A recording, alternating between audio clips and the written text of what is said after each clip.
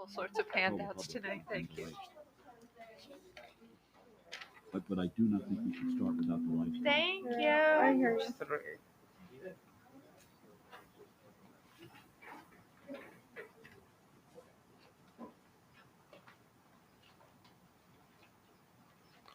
And apparently we're using the time efficiently. Yeah. Thank you for the certificates. You want me to take this one somewhere? Sure. I'm gonna put it.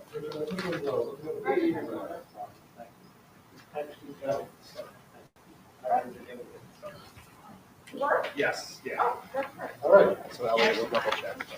Good job. Thank you very much. Sorry. They get the pen. Okay, so the live stream is on for the public that maybe watching. Yes. Thank you. Welcome to the public. I'd like to get started and call the meeting of our external audit to order.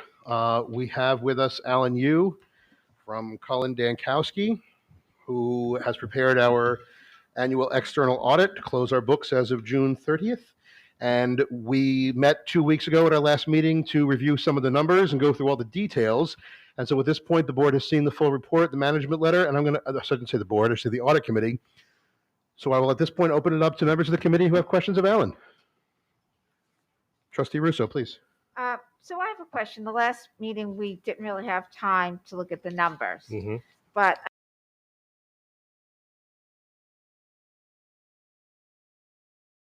page 11 of the draft financials. Right.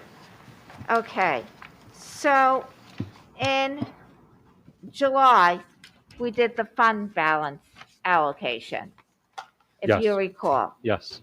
And we put 825,763 to reduce the tax levy. So that went to offset the tax levy. So that's part of the, we're looking at page 11 is the 2-year comparison of the fund balances of the governmental funds. And if you look at the number assigned appropriated fund balance of 1,980,162. So that $800,000 number that you were referring to is one of the two numbers that made up that 1,980,162. Okay. So, and the rest of that, is that the 75.9 for the foul ball netting, the 60,000 for the sign, and the 350? Right. There are 4 projects that I read the board minutes, and there were 4 projects specifically. And those were the, excuse me, not the foul ball netting. Were the encumbrances items. Yeah,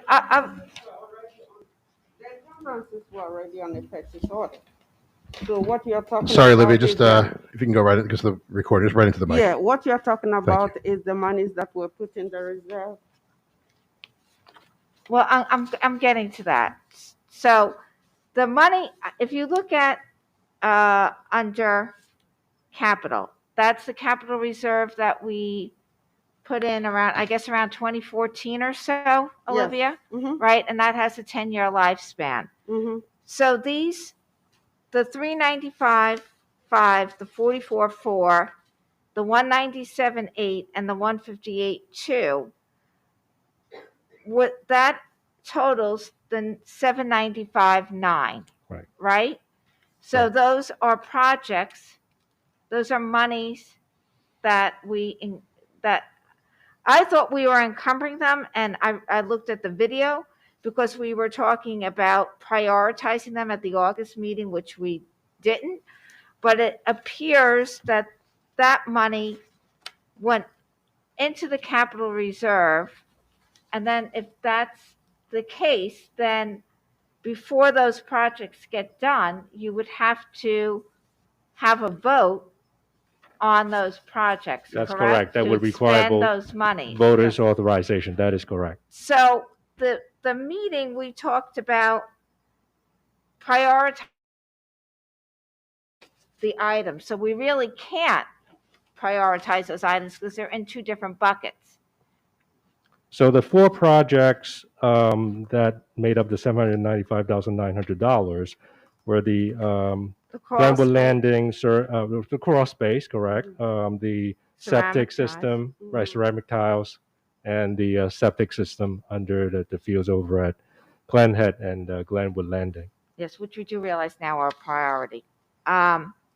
So that went into the capital reserve. And then we talked about if there was enough money when all those projects were completed, that we would put the remaining money, if there was any, in TRS.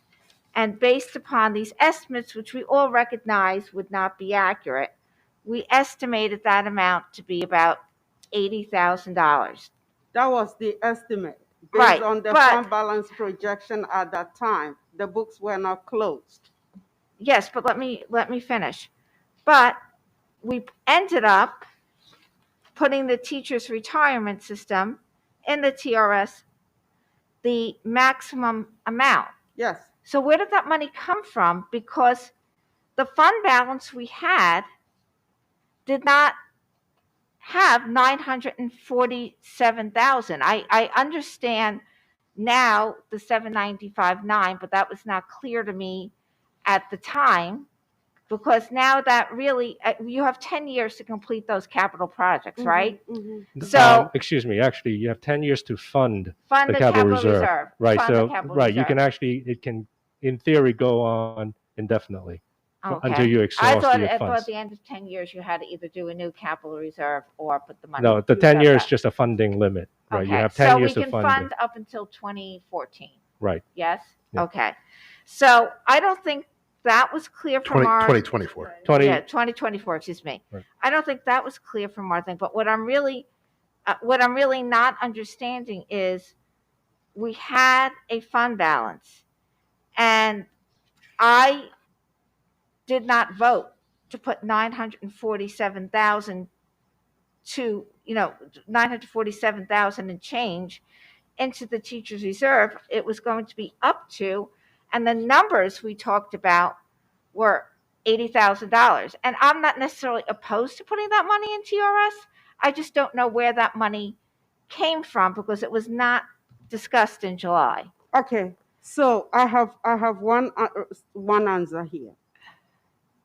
When our books were closed and we got the final estimate of BOCES aid, last year we couldn't do some of the cabling project.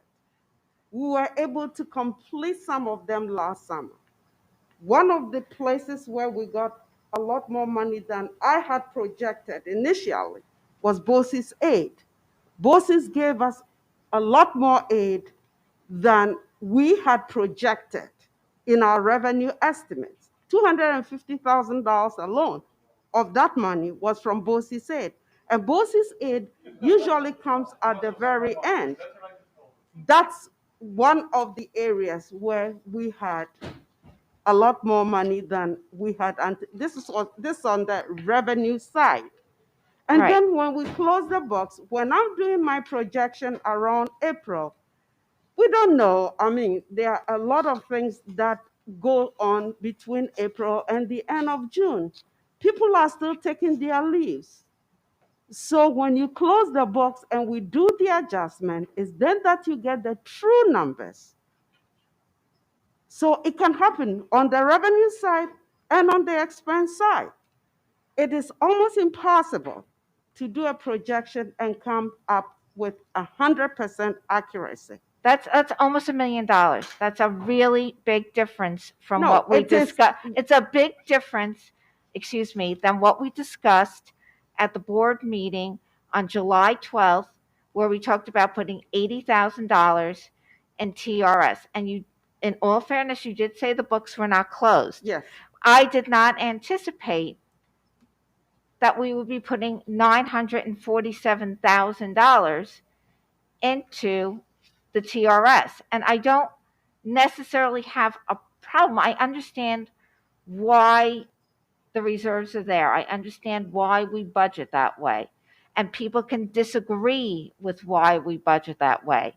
But I think we have an obligation to be transparent about the way we are budgeting. And for me, 9 years on the board to be surprised that there's $947,000 in the TRS that was not brought to our attention is problematic, because if I can't figure it out 9 years into this, I don't know how the public is figuring it out. So my question is, I really think we need to figure out a way to be a little more transparent about that. And the other thing that I find problematic is when we were talking about all these different projects and coming back and prioritizing them, I think we all treated them equally as being encumbered funds. I don't think we realize, and it's just a wording issue, and it is covered by the resolution if you go back and look,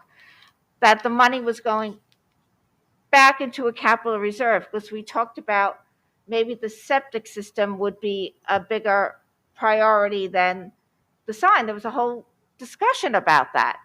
And the reality is the money that's going for the sign can't go for the septic system, because that's in a completely different bucket and subject to completely different rules than the 350, the 60, and the 75.9 that we encumbered. And we did possibly anticipate having more money than the 80,000 going in, but I did not anticipate the full amount being placed into TRS. And I think, Dave, I actually went back and looked at the video.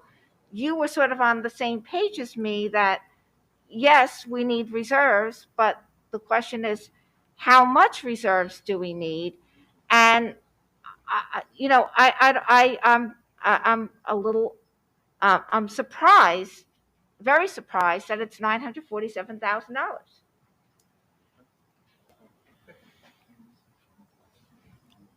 Yeah, I certainly agree. The question is, Olivia, at this point, can you talk about the logistics of how this goes?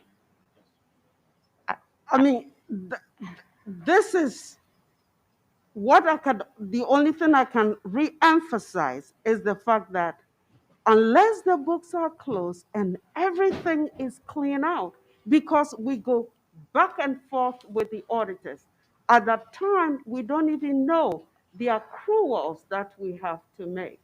We go back, the auditors tell us this adjustment is necessary, that adjustment is necessary. And then, even more to that is that we have to go back to our outstanding purchase orders and review each one at a time with the auditors. At the time that I'm doing my projection, we haven't completely looked at back and forth with the auditors what our outstanding balance, because they look at it and say, no, we wouldn't approve this. No, kids went to BOCES, the kids went to BOCES, but we don't have to pay for this kid or that kid. So it's a very thorough process.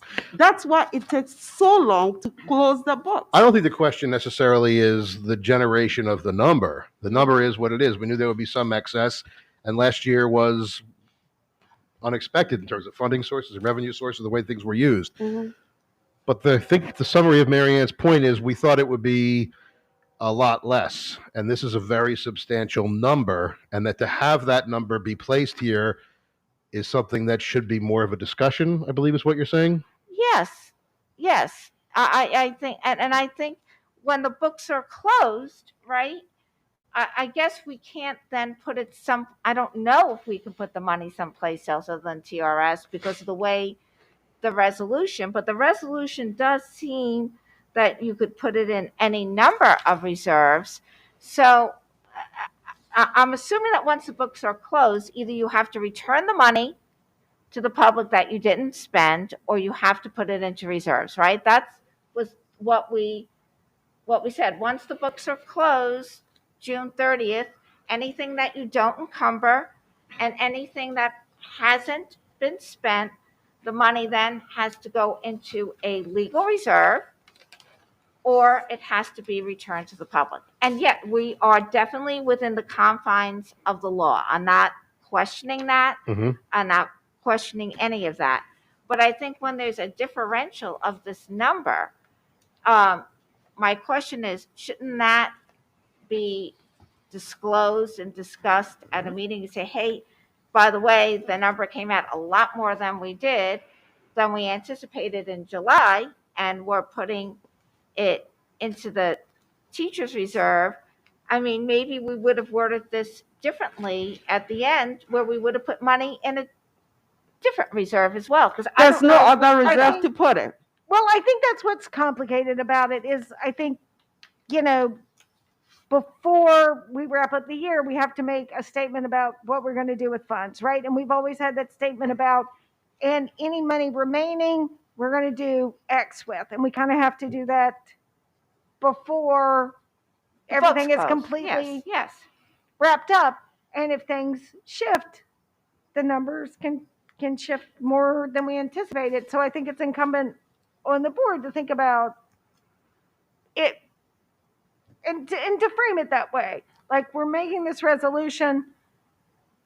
If there's remainder, where will it go? And maybe we could do a better job of being more nuanced about it, right? In the sense of like, So if from the my remainder exceeds X, Yeah, Ellen, right, what- you So, would do right. Y. So from my perspective, I can tell you that if anybody thinks that July 12 days after June 30 would be adequate time to come up with a solid number, then that person doesn't know anything about accounting or how much work, how complicated it really goes into closing the books. And the reality is, you won't know really what the real numbers are going to be until sometime into late August. That's just how it has been for Mhm. even the best school districts, and you are one of them. Okay. Thank you for I'm saying talking that. I'm talking about districts that have no staff turnover. Okay. Third week or fourth week of August is when they finally start to really have a good idea as to what the final numbers are going to be. So where I think you hurt yourself is that there's so much detail, and I could appreciate the detail that goes into the presentation and the discussions of where the numbers are going to be.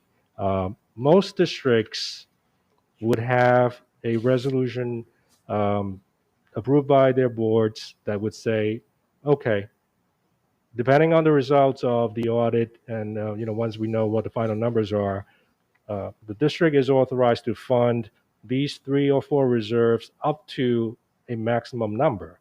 And a lot of districts, right, wrong or indifferent, would go for a really high number. They would say $500,000, $1 million, some even $2 million, right, depending on the size of the district.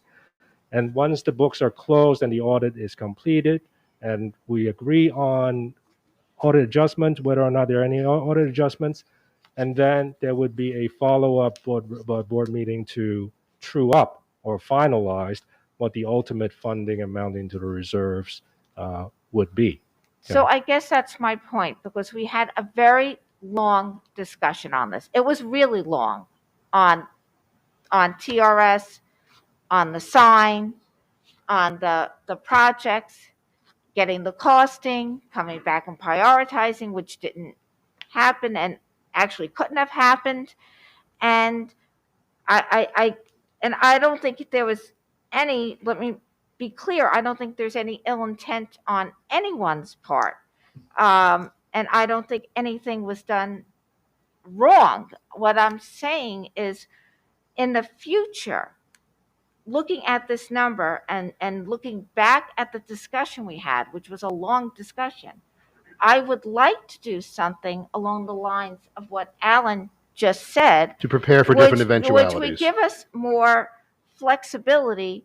So at the end, when the numbers are done and we find that there's a lot more money than we thought, because this was the past 2 years were very unusual years, right? I mean, that's like an understatement. Mhm. And the capital reserve failed on top of that, because really probably a lot of this money would have gone into a capital reserve. And I think, and the reason why I'm harping on this is because I think one of the reasons that the capital reserve failed was people thought if we didn't pass the capital reserve, that they would get the money back. I can tell you that people, I'm not saying everyone, but I can tell you that some people thought that way. And really what they did was the money still goes into reserves, but it didn't go into reserve to do projects that maybe some of those people voted no actually wanted. So if we had broader language and if we, and it's something to think about when you're moving forward with these ad hoc committees and what they're doing, talking about the money and the allocation of the money, because I'm going to tell you sitting here, someone will come back and say, you did not vote to put $947,000 $947,000 into almost $1 million into the capital reserve. That was not what was on this resolution on July 12th. I agree. The number was so much more than we thought it was going to be. And I think Yes. I think to your point, another side step of that is that when you do have that money, which you don't know what it's going to be, certainly not June 12th, or certainly not 3 months earlier or 2 months earlier when we held a vote, is when you do have that money, it does have to go into a reserve. So I wish that folks were also aware of that too, because if we had passed that capital reserve, then instead of going to TRS, it could have gone into that reserve, and that money would have been there, and it could have been allocated to that. But because the community did not pass the creation of that reserve, the district had its hand tied behind its back and was disallowed from having that potentiality. And so we had to put it somewhere, as was said. But I think it's instructive to the community that, and Alan, correct me if I'm wrong, you don't know whether that money is going to be the $80,000 which we originally estimated, or whether it's going to be $947,000. But when you do find out what that number is after careful, thorough legal auditing, you have to have a legal, thorough place to put it. And that's up to the community to give us those places. Right. And that was a long, you have to bear with me that I went through all of that. But that's where part of where I'm heading, right? That kind of shot yourself in the foot. Yes. I think that one of the things we're focused on this year in terms of engagement of the community is realizing, in part, yes, the community voted that down, but I think the board and the administration, if I could be so bold, did not do a strong enough explaining to the community and engaging with the community to have people understand how these reserves work. And that when you have extra money, you don't know where it's going to be. The year before, we had extra that we then moved over to fund schools. But if we didn't have that extra money left over, we wouldn't have been able to. We would have had no extra. But we had that money. We moved it over. We funded the schools, as Alan talks about, the 2.7 plus the 0.2, 0.2 million that we had to deal with professional development. That money was there. But there are times when it's not there. And so you don't know. But the creation of the reserve gives you the option to be able to do that. So that is very well taken. So Marian. we could not have taken that $947,000 and legally returned it to the public. Maybe that's not a question for you. Yeah. I don't even know how that I would don't work. want to put that on it. Forget it. I'm going to withdraw that question. That's not a We fair had a question. mid-July resolution that said we were going to do X. Right. Yes. So I think that was a good question. I want to make sure we have time. We're late. We're going to keep going. Angela, you had some questions. I want to make sure you have an opportunity also. Yeah, and some of them are minor. On page 3, I think, bullet 4, the outstanding encumbrances total 112,975. So it's actual expenditures plus outstanding encumbrances. Okay, is So- that the correct number? Or is that the 2020? I just wanted to confirm. 112,000. Excuse me. 112 million. So if you go to page 58, Angela. Yep. Okay, so page 58 is the budget and actual comparison of general fund expenditures. The actual column, 111,056,290. That's the expenditures. The next column, year-end encumbrance, is 1,919,000. Okay, so together it's 112,975. So no, that is the correct number. Okay.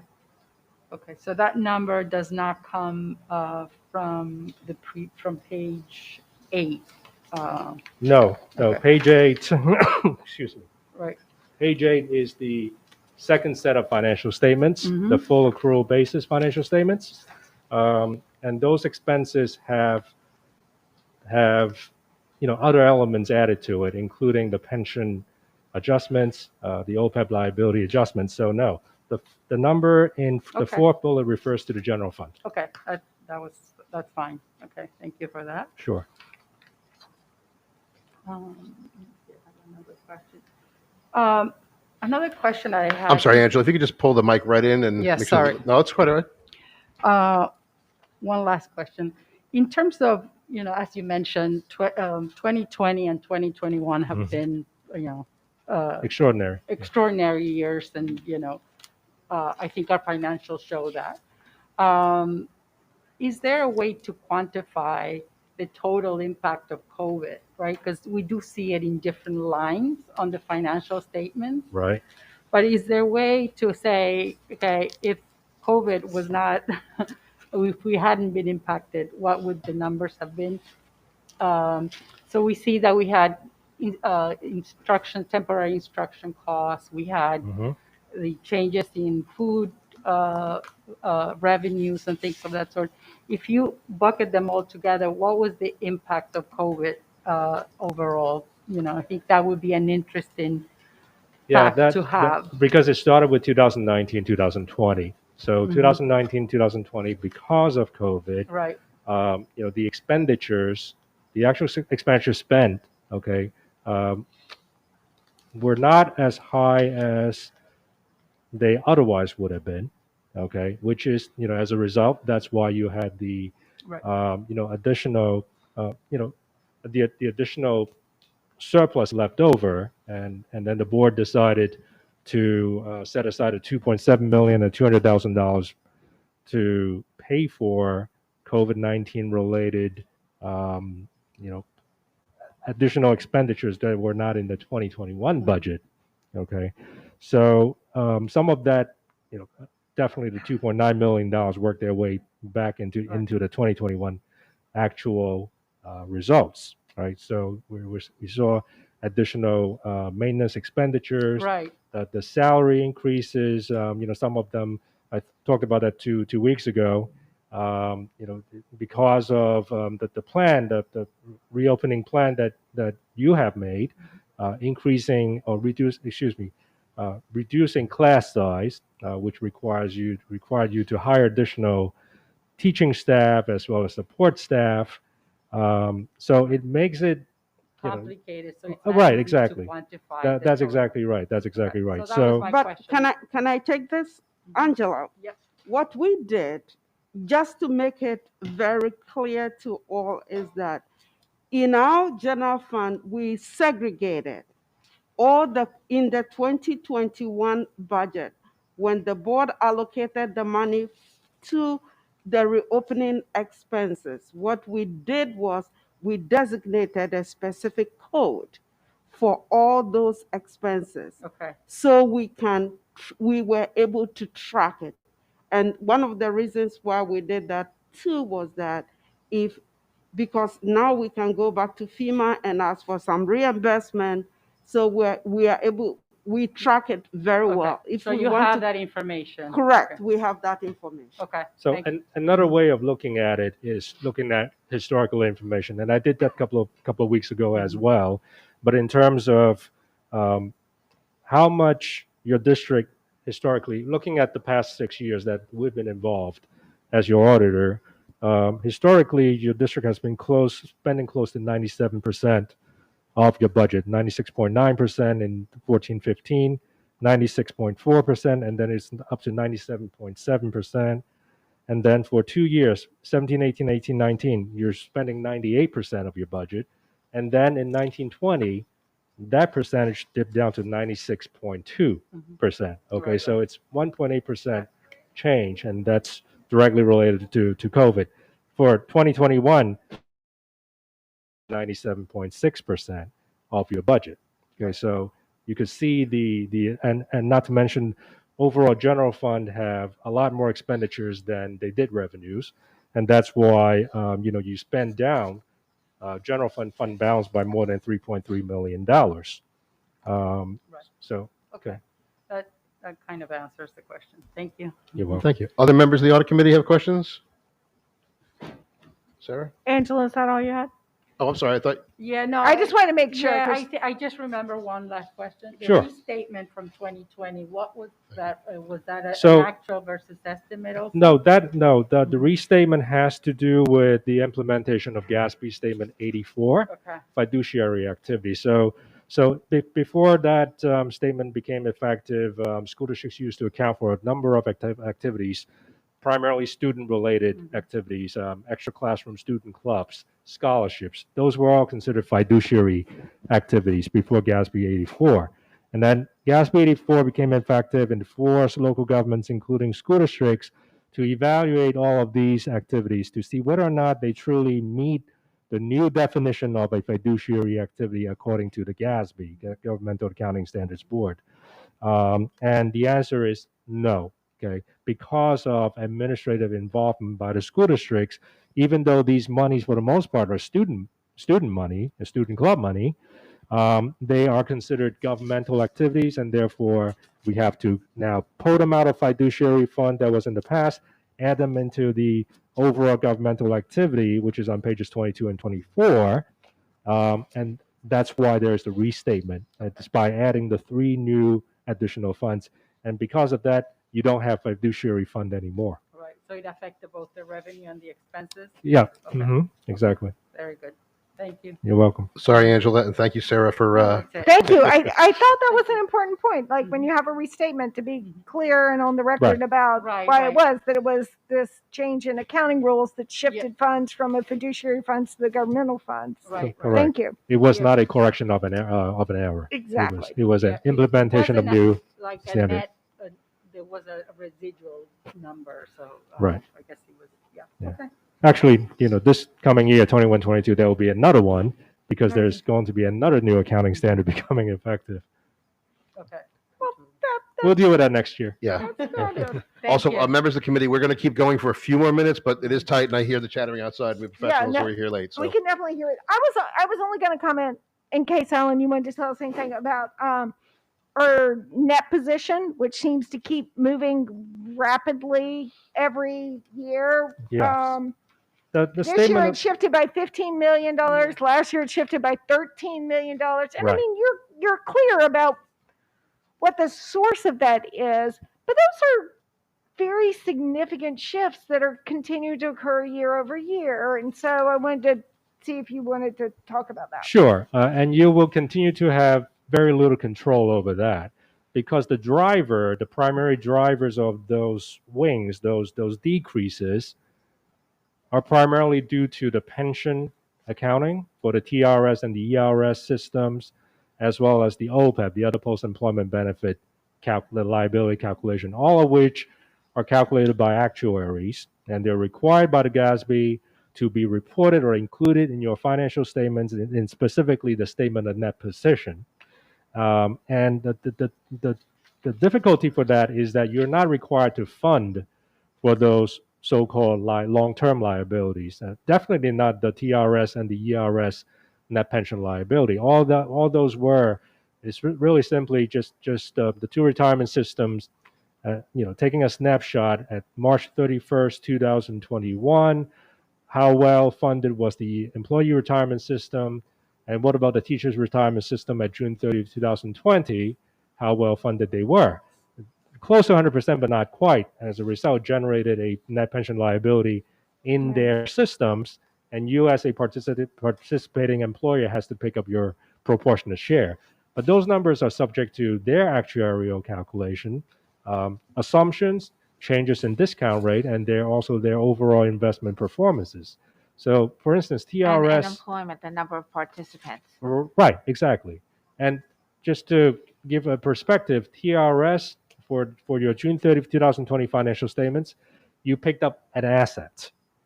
And for June 30th, 2021, that asset went into a liability situation. So there are numbers, expenses being added into the statement of net position, and that's why it's generating these large operating deficits. It seems like $13 million. I try to downplay really because for you as as the governing board, what's most important still is the general fund. And for the net position, the GASB continues to believe that this provides a true economic view of a local government's financial condition, but you have to fund for $160 million OPEB liability, and the answer is no, you don't. And there's simply no way for you to fund for it anyway. And so the net position or the net position deficit will likely continue to grow. But that's true even in private pension plans. I sit on a plan that is 139% funded, and we still have a net decrease. Yeah. So I mean, it's just by the nature of the beast. So you can be fully funded or funded in excess, as this particular plan is, and still have a continuing increasing, net position. Right. Well, at the moment, they're not claiming it's funded in excess. Right this minute, TRS is showing. a I haven't deficit, read the but most recent actuarial report, but even if you right are now, we fully just funded, shifted you to would a have that. liability. Because But the liability, as everyone I think goes through and no, retires, the I don't liability disagree increases. about our current actions in this year, but when you see $13-15 million being added on every time, which is absolutely in excess of I agree. what we I can mean, raise. to me, as someone coming in, Sorry, Angela, let me these just- numbers, Thank you. these numbers are scary, and I looked at them and Mhm. without understanding the actuarial adjustments, and I looked at 2019 and I said, oh, this is because of COVID. I didn't realize that it wasn't. So I can see how you would be alarmed by looking at these numbers. And the actual adjustments are included in all of the expenses or just the instructions, which include So the pension? actuarial adjustments, because they're related to they're considered employee benefits. Mhm. So the GASB requires that these changes in the actuarial calculations and be treated and allocated like employee benefits, and therefore they're allocated to all areas, okay, where there are salaries. So general support, Okay, instruction, salaries. right, exactly. Okay, it's Okay, so allocated based on salaries. Right, so it's not in the food service or debt service. But the food service picked up a little bit of that because there's people employee work. retirement ERS Mhm. contribution. Okay, that's good to know. Sarah, did you have another question? No, I'm good. Okay. I mean, I could ask many. I know I have questions, several. but I'm gonna do a couple bullet points if you Sure. don't mind. Of course. So you mentioned, or Angela mentioned, can we call it 113 million, the 112,975, which you mentioned as the expenditures plus outstanding encumbrances, 97.6 of the general fund's final budget. Is it fair to then take the 2.4% number and say that that was the amount of quote unquote over budgeting for the year? I wouldn't call it that. Okay. I would call it the cushion. Okay. Okay. Because the reality is every budget has contingencies built in. I'm not saying the cushion is wrong, but I am saying that there are numbers like 7 or 8% thrown around the community. But this number, we've consistently said that we typically cushion approximately 2.5%. This year was 2.4. So we are in budget in line, I should say, with what we've been doing in past several years. Right. As I mentioned earlier, with 1920 being the off year, Correct. you've been at spending 96 to 98% of your budget. So I would call this you have underspent your budget. And the underspending, of course, is because when you make this budget, you don't know about your special ed needs. You don't know about kids moving in over the summer. And you can't go back and say, oh, wait, community, hi, it's me. I need another $1 million to deal with those things. We have to make sure that every child in a public school district is taken care of. Right. So that 2.4 is, in your opinion, with comps of other districts you work with, a good number, too low, too high? Relative to a lot of the districts that I've audited, it's a pretty reasonable number. And also, I think I might have mentioned this in the past. Just in reading many of these state comptrollers' audit reports, where they criticize a lot of school districts, many school districts about their budgeting practice. And very often they use that metric. Okay, how much of the budget did the district actually spend?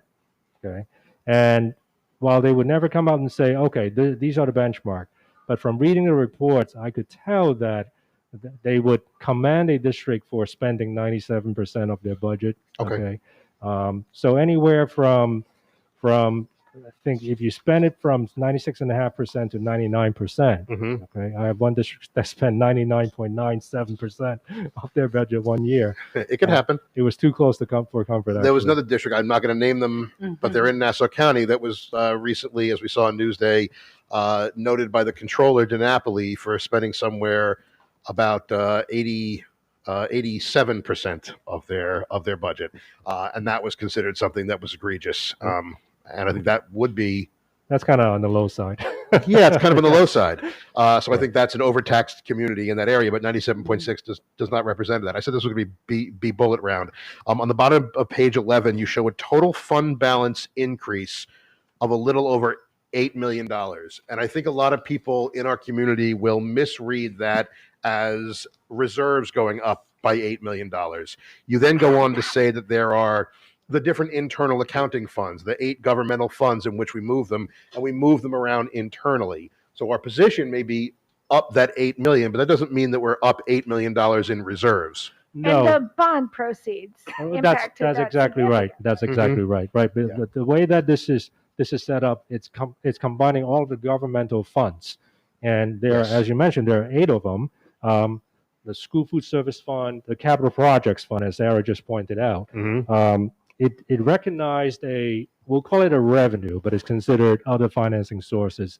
When you issue a bond, that's when you are providing permanent financing to perform the capital project. So your $39 million bond project, you get funding for it from issuing bond long-term debt. Once you issue long-term debt, it counts as a revenue item. Okay, so then you can spend against the revenue item. So that's why you will see this increase of $11.8 million in capital projects fund balance. Okay, but that's part of this net increase of $8 million. The general fund went down by $3,345,000. So that's, you're spending down the general fund balance. Thank you. And the other question I had was,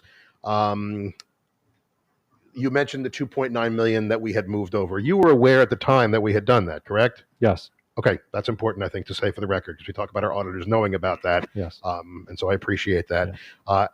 And finally, I'm going to leave this question now because you talked about ERS and TRS and the future is enough. So I'll leave it there. We have 3 minutes for other trustees. Do you have any other questions? All right. I would say we did Thank it. you. Okay. Thank you. Thank you, Alan. Thank you very for much. coming twice, Alan. We really appreciate Yes. your You're welcome. time Really and the appreciate it. effort Thank you. put into this. You're very welcome. You. Thank you.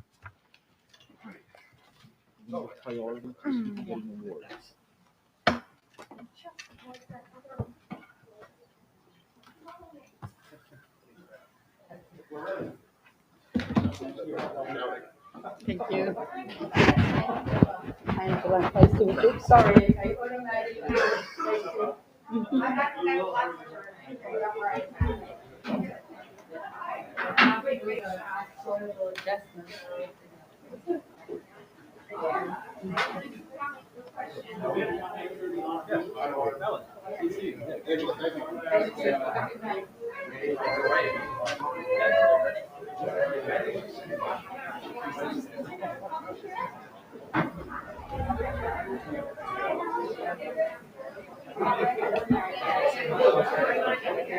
How are you?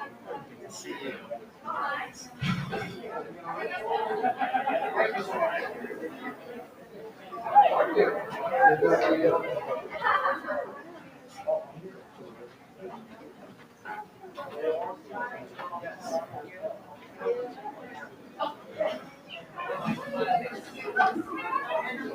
Freeze. It's getting hot in here. Is it okay if I open these? Sure. I don't want to get too cold. Maybe a hot dinner over here.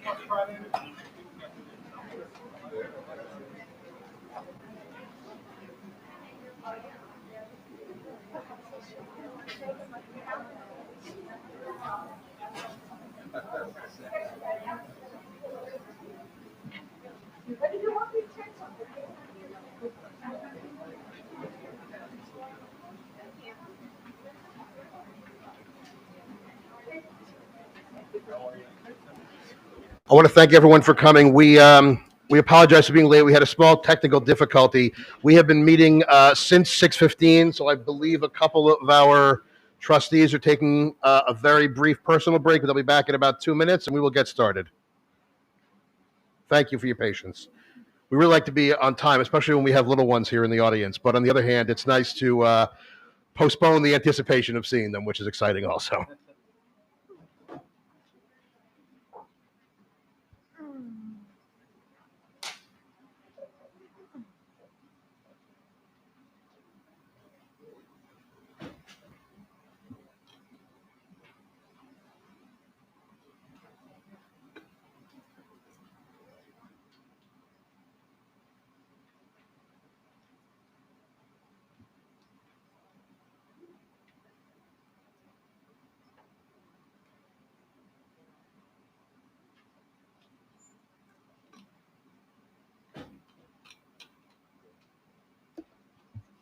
Okay, we have a quorum. I'm going to call the meeting to order.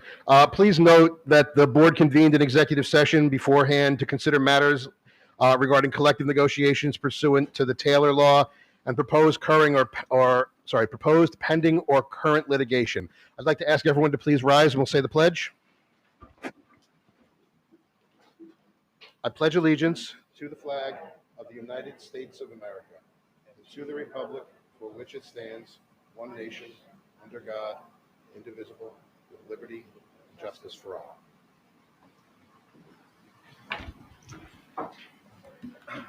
Okay, thank you.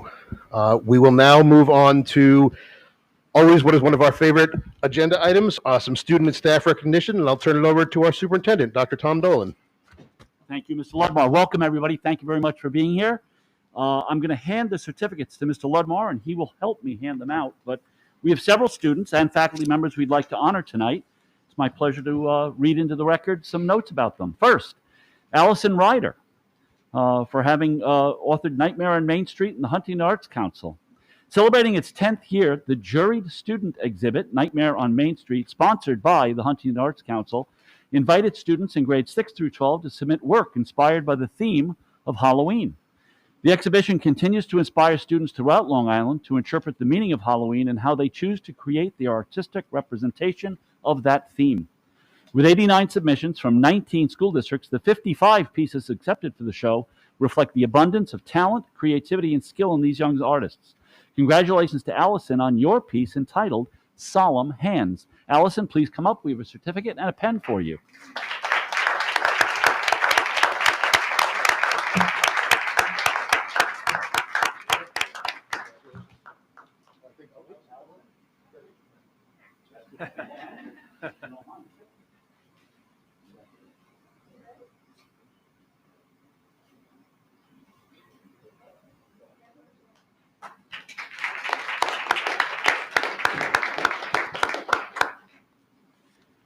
Our next student is Mila Misk, who won an award in the Student Songwriters Competition.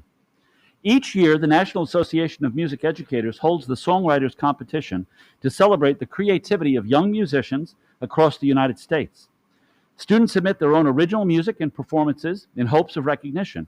It is with great pride that we are able to recognize Mila Misk for her honorable mention in the 2021 NAFME Songwriters Competition. Out of many submissions across the country, Mila's original song, Unify, was chosen in the K-8 category. Mila wrote and performed the song all on her own, and in her song, Mila reminds us that despite the challenges we have faced, we can always find strength when we come together and lean on one another. To hear her very beautiful and moving song, you can visit the website of the National Association for Music Education. Here at North Shore, you can hear her beautiful voice in the middle school chorus. Last year, Mila also participated in the NISCMA Solo Festival and received a perfect score on her vocal solo. In addition to singing, Mila also plays a little bit of ukulele, piano, and guitar. We are so proud of Mila and this tremendous accomplishment. We are most certainly looking forward to seeing her shine at North Shore and beyond. Congratulations, Mila. Please come up.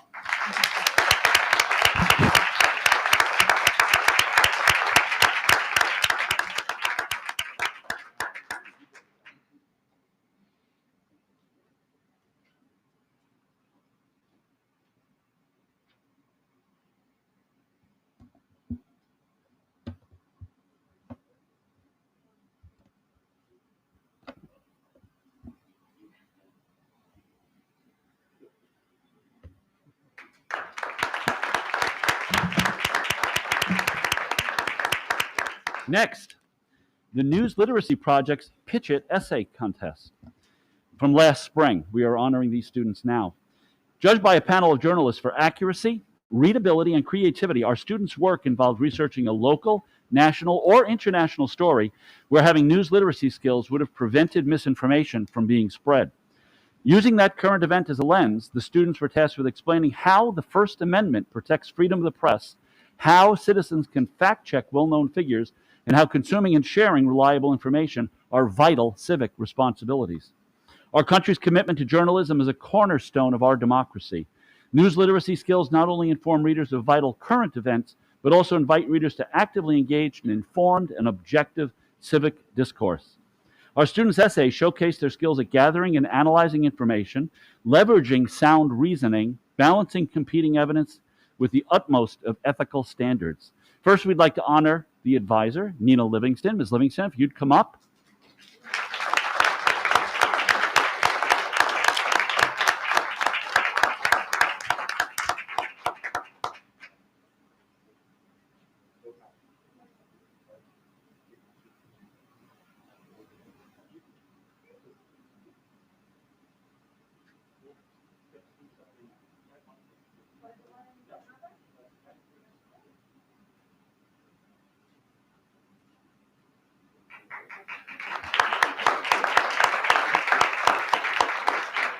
And now we would like to invite Ms. Livingston's students up here.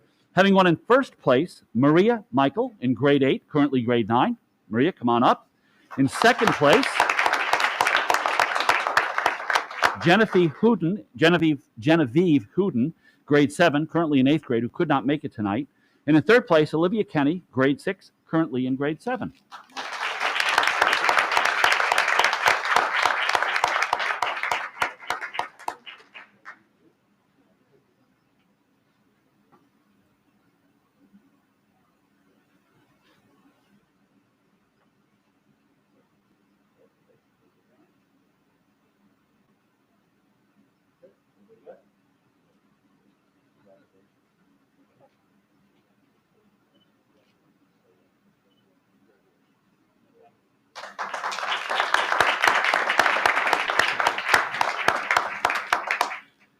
And one more faculty member who we'd like to honor for a very significant award.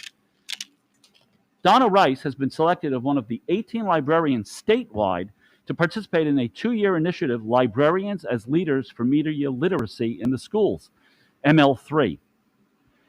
This prestigious grant-funded opportunity, affiliated with the School Library Systems Association of New York State and Ithaca College, will focus on codifying strategies for librarians to support teachers in integrating student-centered, inquiry-based media analysis into their curriculum.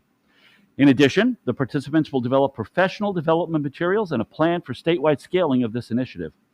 While the digital age has brought instantaneous access to facts at our fingertips, it is increasingly more difficult to discern among news, advertisements, opinion pieces, and publicity and promotional material. Providing our students with the tools to navigate this information will help them unblur the lines of the different information categories. And then, armed with this knowledge, our students will become critical consumers and responsible producers of the vast array of media content that they will encounter every day. Donna's work on this will enhance the secondary English department's budding news literacy framework that we've created this summer. We are extremely grateful that Donna is representing our school in this prestigious honor and leading us in our quest to build students' capacity as informed and knowledgeable citizens. Congratulations, and please join us, Donna Rice.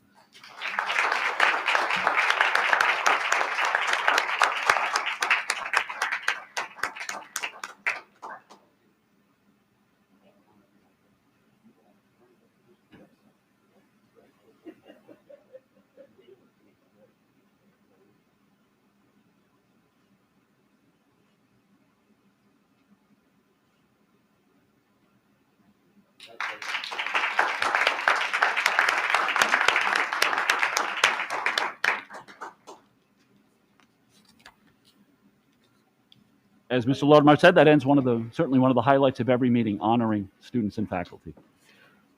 Okay, thank you. Actually, what I'd like to do, if you don't mind, I'd like to just ask for a motion to move up the report of the SGO because they've been here a little while later than normal. I'd like to have them bump it up a little bit. Is there a motion on the movement of that? And a second? Second. All right, Noah, Katie, take it away. Thank you so much. Thank you. Good evening, and thank you for having us here once again. There's a lot of exciting things happening at the high school right now. The Interact Club is hosting their annual Thanksgiving basket drive, which has been incredibly successful. Students and groups of students, including the life skills classes, IB biology classes, and Triumph Honor Society, have put together over 100 baskets for local families in need.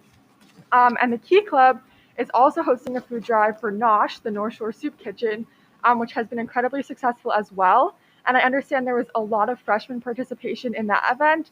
So it's really nice to see the youngest members of the high school are really settling in, finding ways to get involved, and are getting back at this time of giving.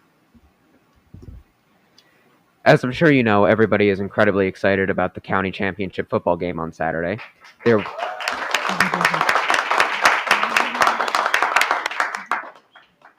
Thank you. There is a North Shore Spirit Day tomorrow to support the football team and to help build support and school spirit. On another note, the SGO solidified plans to distribute funds to clubs. This requires a formal application from the club advisor and a couple of simple questions. We're glad to use our resources we can help the interests of the student body.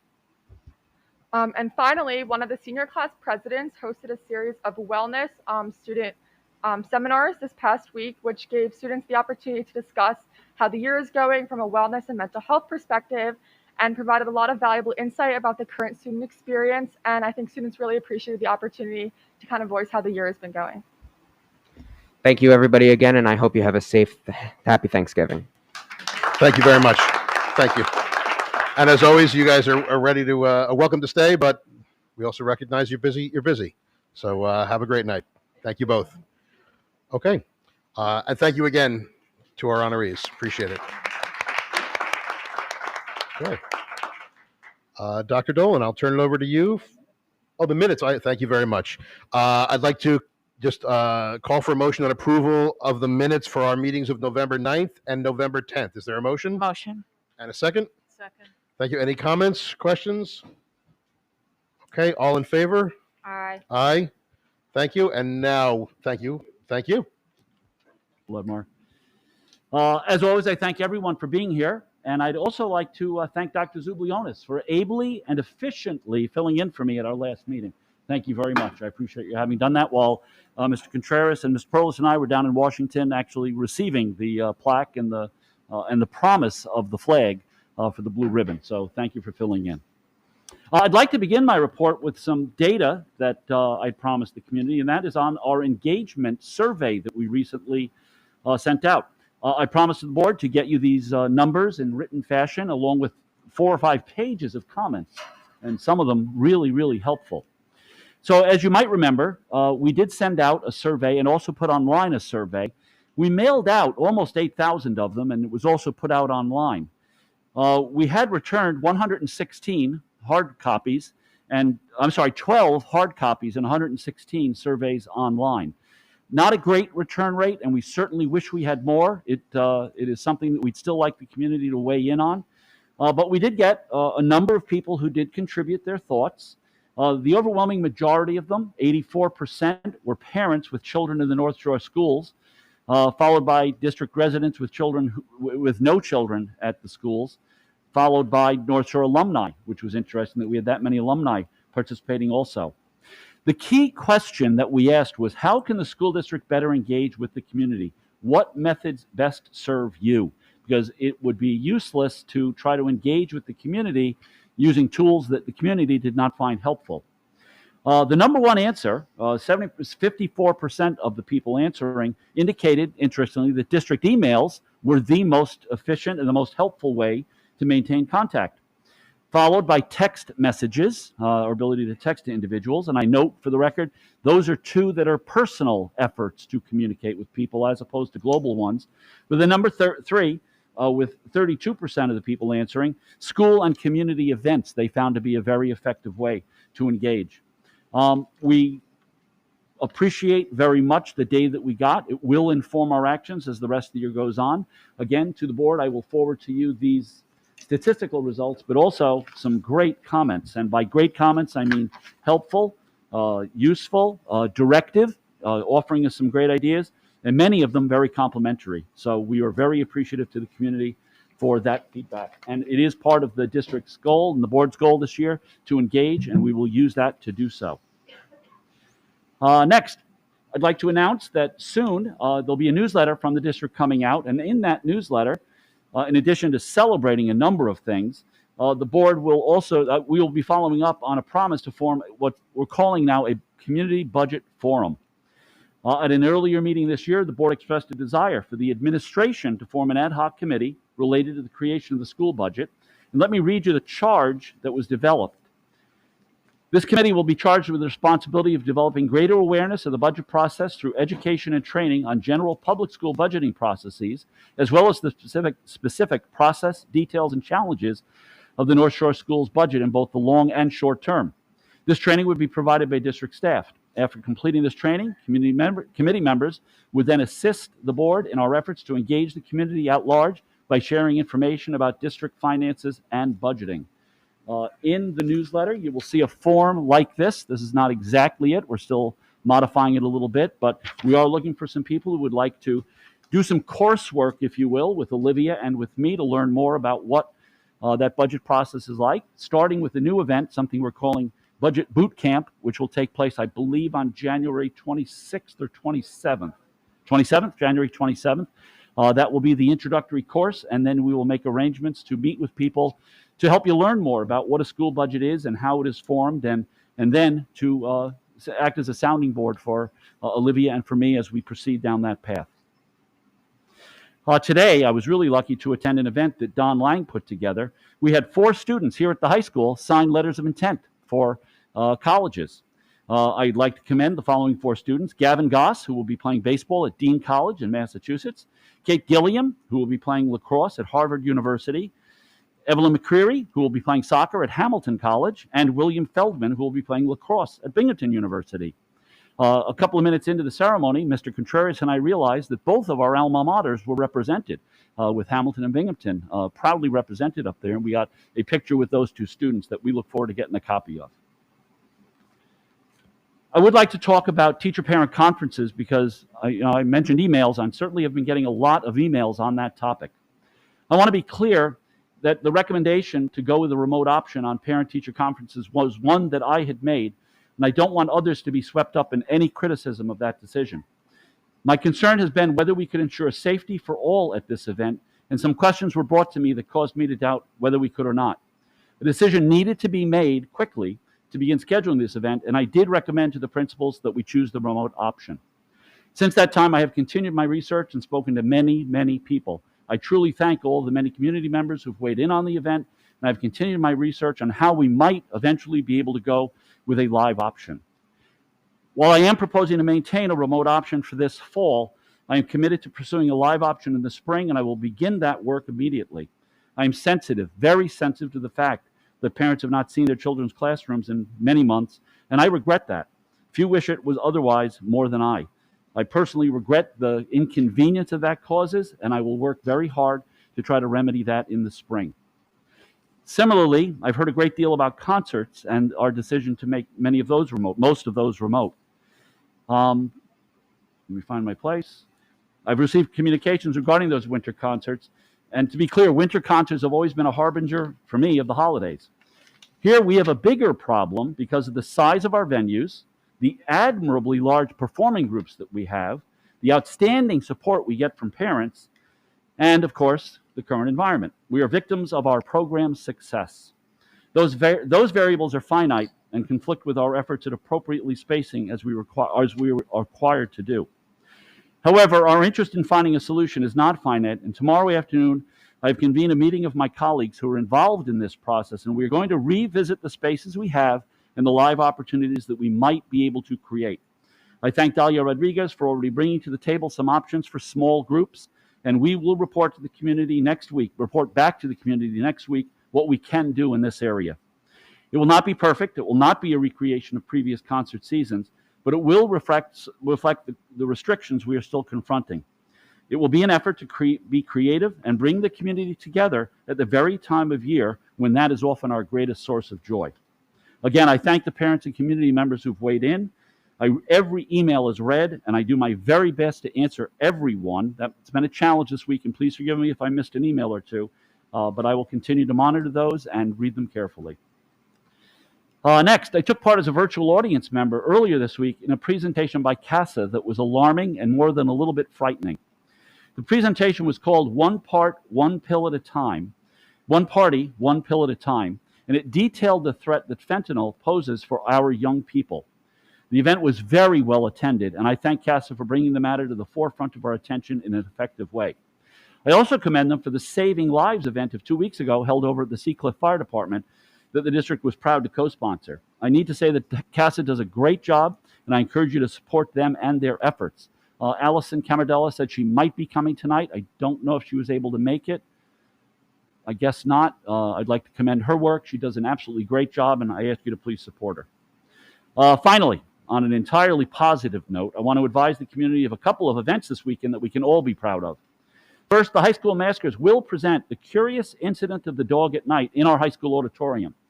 We were able to accomplish this live event because of the small size of the cast, 15 people, one real dog, and one fake rat, and severely limiting and spacing the audience.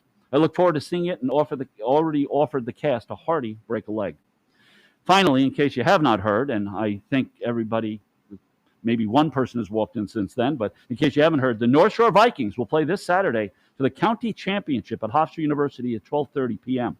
Tickets are still available, and I encourage everyone to be there to be part of history. I look forward to seeing our team, and these are, I hope, the most difficult words I will utter tonight, beat the Seahawks. Thank you very much.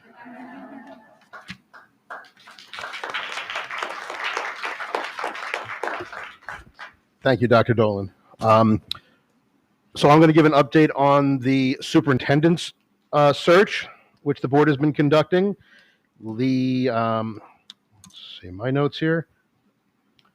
So the board completed its research and engagement with the community to find out what the community was seeking in terms of a new superintendent. We met last week with the search firm and came up with the superintendent's profile, which will serve as the backbone for the recruiting of the next superintendent. And I wanted to share that, and hopefully those of you who filled out the survey or met with our consultants can recognize some of your words and concerns in here. The successful candidate will be an experienced, district-wide leader of the highest integrity with proven success as a visionary who is able to both understand a district and move it forward to achieve new and challenging goals. A skilled communicator, listener, writer, speaker, who will be highly visible in the schools and in the community. A leader with successful teaching experience and preferably proven success as a building administrator and superintendent, knowledgeable about school budgeting and finances. A student-centered leader who will advocate for the success of all learners and continue the district's strong commitment to the whole child, and a leader able to cultivate a positive school and district climate.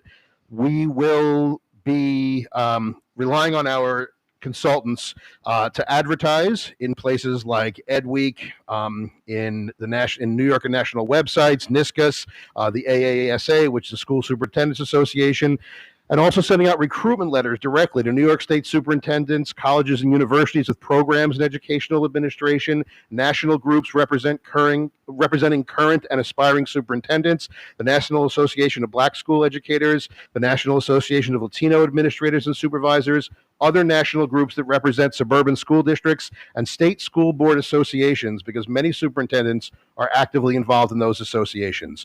So that will be the net that they are casting for us, and we will continue the search. So thank you for those of you who participated in the process, and we hope everyone will continue to monitor as we move forward with that. At this time, we will move on to our regular business, which is a report on student achievement led by Dr. Dolan and Dr. Zublionis, our Director of Curriculum, Assistant Superintendent of Curriculum, I should say. My introduction my participation will be solely in introducing Chris and asking you to note his husky voice tonight, which is a strong indication of the amount of work that he's put into this. Chris has done a great job on this. The amount of data that has been compiled, condensed, and made sense of is really remarkable.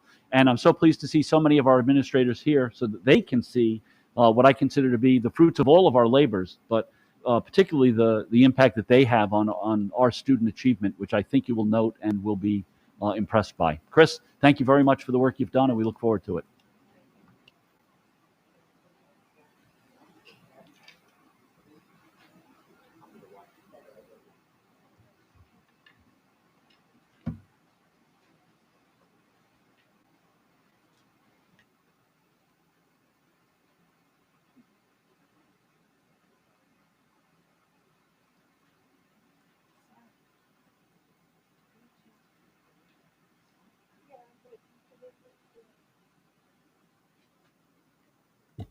Sorry, just need 1 minute.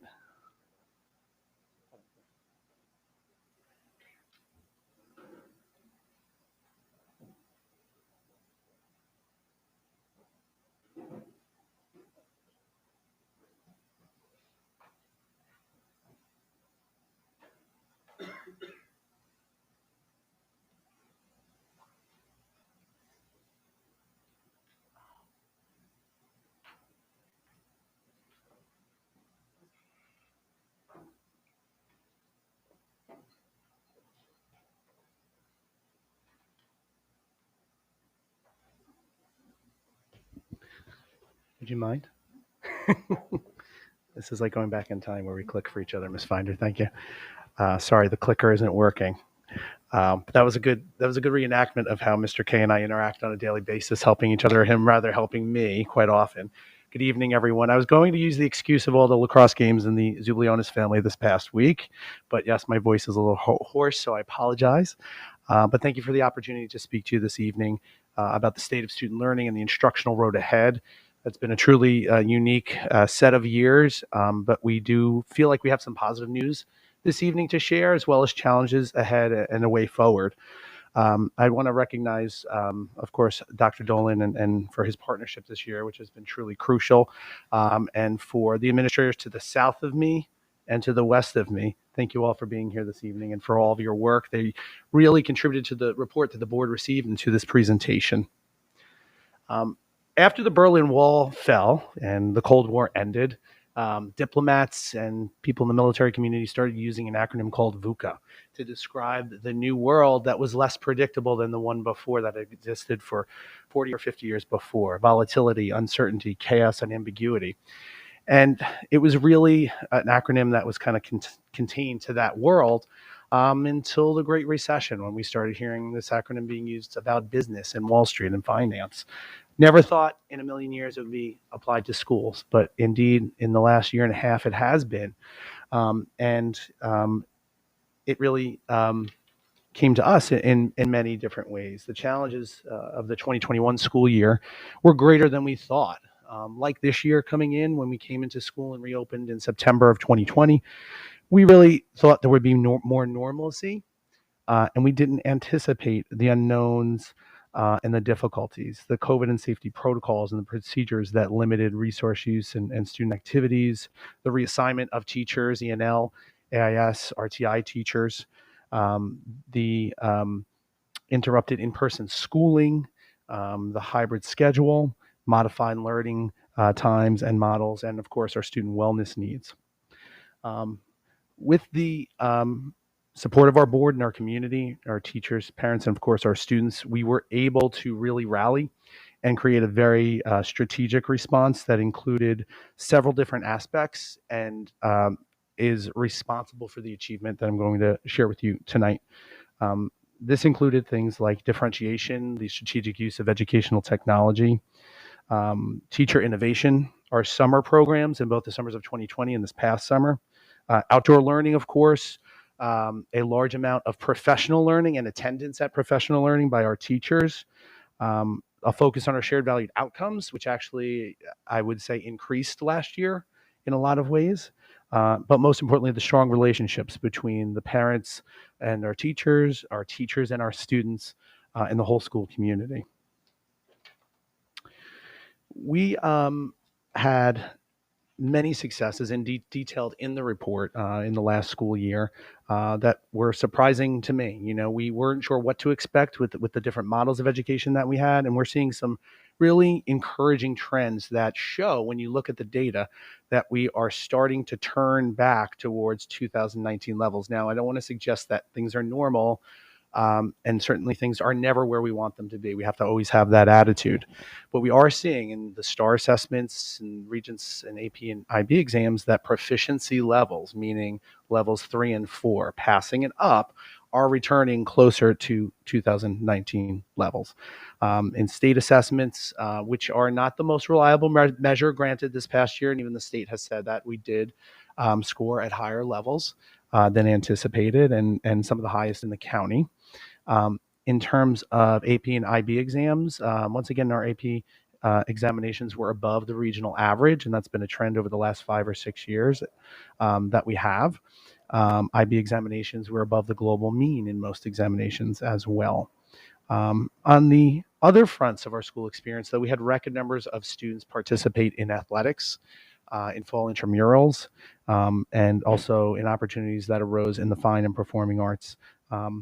And certainly, and I shared evidence in the report, there's more out there. I gave you a short sample to the board, a large amount of innovation around the shared valued outcomes and authentic learning.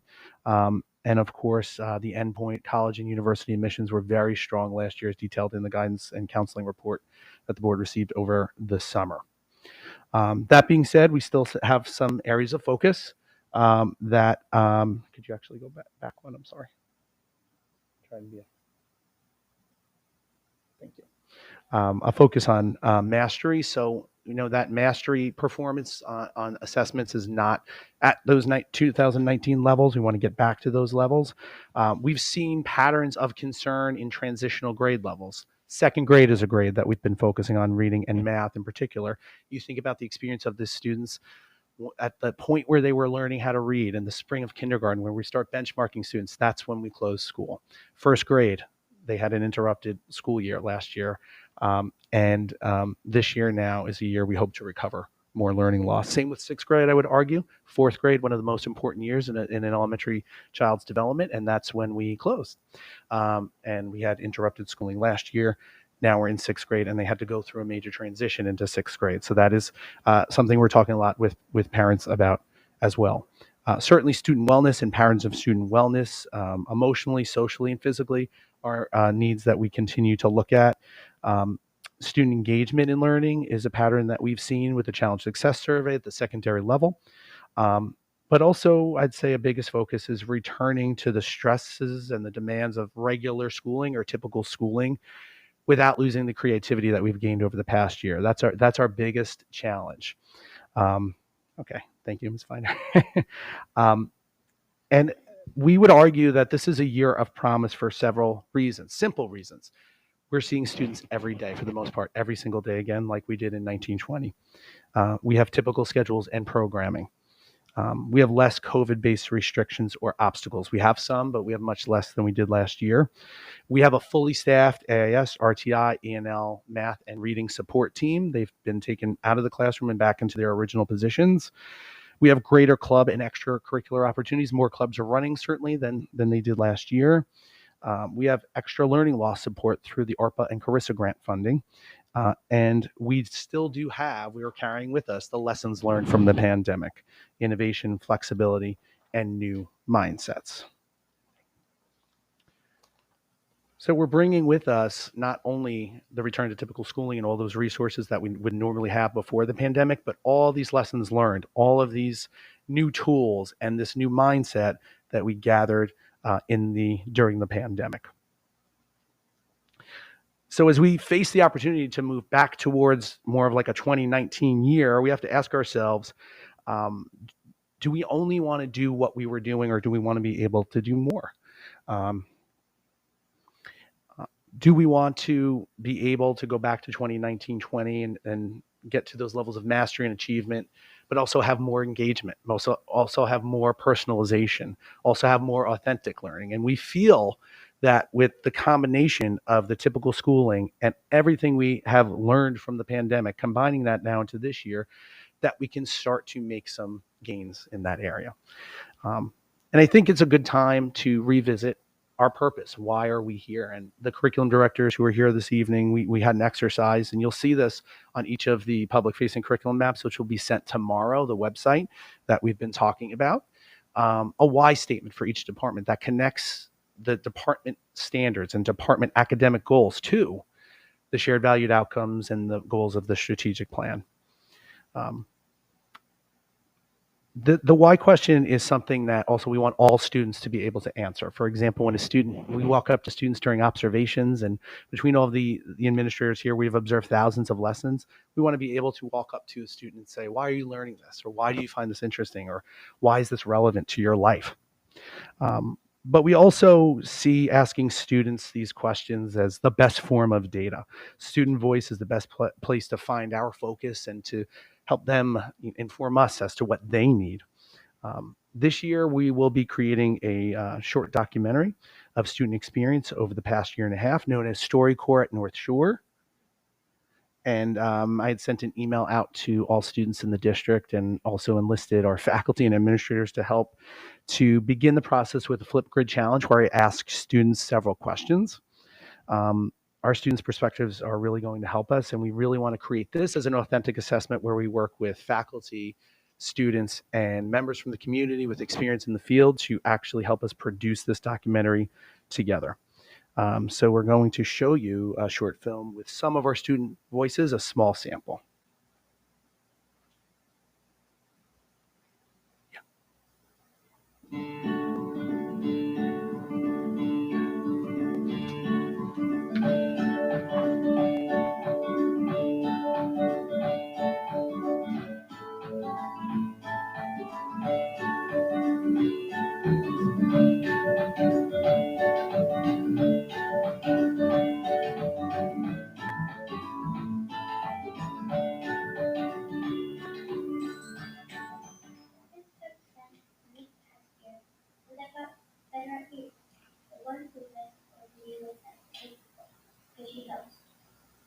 I love to go to school because it helps me learn how to do math quickly. So fast, I love it so much. How to do math was my favorite part of school, and it's so easy to do. My greatest success this past year was doing math.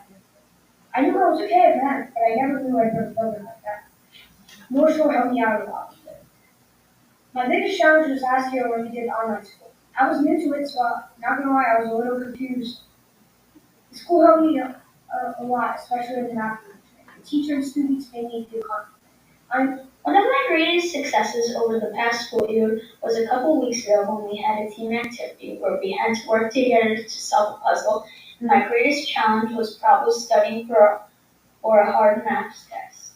Someone who supported me was Mr. Maz because he posted all sorts of study guides and extra problems all the time to help students. Greatest success was probably learning how to read. It's a big deal for me and Ellie. And it's my hardest challenge was probably when I was moving on to third grade 10th grade was a really good grade, and I hope the second graders now in Miss Madeline's class or Miss Raisin, is she's really nice. This past year, my greatest success was probably joining the because I made so many new friends and I helped so many kids. I think this is a big deal because the fact that a kid knows that we're here to help them is just beautiful. My biggest accomplishment is making a lot of fun because I like having fun. My biggest challenge was going remote last year because I like playing with my friends at recess. Remote last year. My greatest challenge was being without my friends. My greatest success was learning more about computers. Another challenge was all the glitches and computer troubles. Overall, it was a great school year being remote. My greatest success in school over the past year is probably that we are no longer in Zoom and that the COVID regulations have decreased and they're less strict about that. My greatest success is coming to school for 40 days, a week when others only came in every other day and had online on Fridays. That helped me focus on and have all my assignments pending by the due date.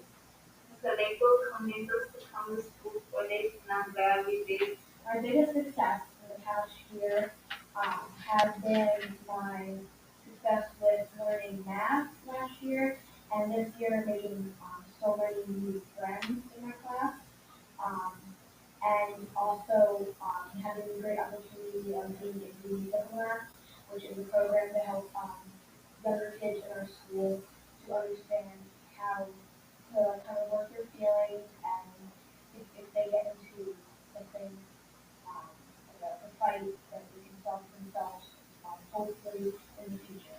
Yeah. My greatest success in school was probably when I started a writing unit in second grade. It was about realistic fiction writing, and it was pretty fun. It was one of my favorite writing units, and I barely finished, but I think it was one of my most favorite successes.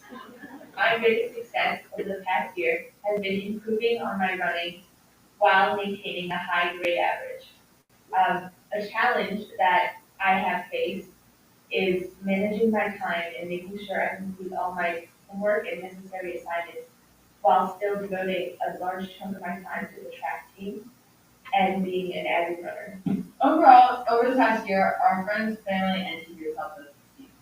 Our friends helped us because even during tough times, they're always there for us to make us laugh and get us through anything that we need. And I think that it's really important to have support at home also with your family so that you can see them the most. So if they need the help, and it's really important for them to help you like through all the hard times. And over the last year was really crazy and being home a lot with them. So like we need their support. And teachers also helped support us academically because at school they were there to give us anything that we needed and provide us with support. Even if it wasn't school related, they were always there for us to talk to and they were ready to help us. Well, and this year was really hard, but I think we all got through it pretty well, and we all did a really good job at rising to the challenge and just powering through it. And one of my great accomplishments was probably making new friends and just having more like relationships and getting closer to the friends I already have, and kind of realizing the people around me and just becoming friends with them because that was really fun. I'm going to say my greatest success over the past year in school has not been technically academic, but art-based. My drawing has flourished recently. Last year, I think my greatest success was writing essays and getting better and better at my punctuation. I'm really bad at that because I write run-on sentences and forget to stop. My teacher taught me that to write, read, put a period. And it's helped me a lot, and I've actually made really good friends because of that.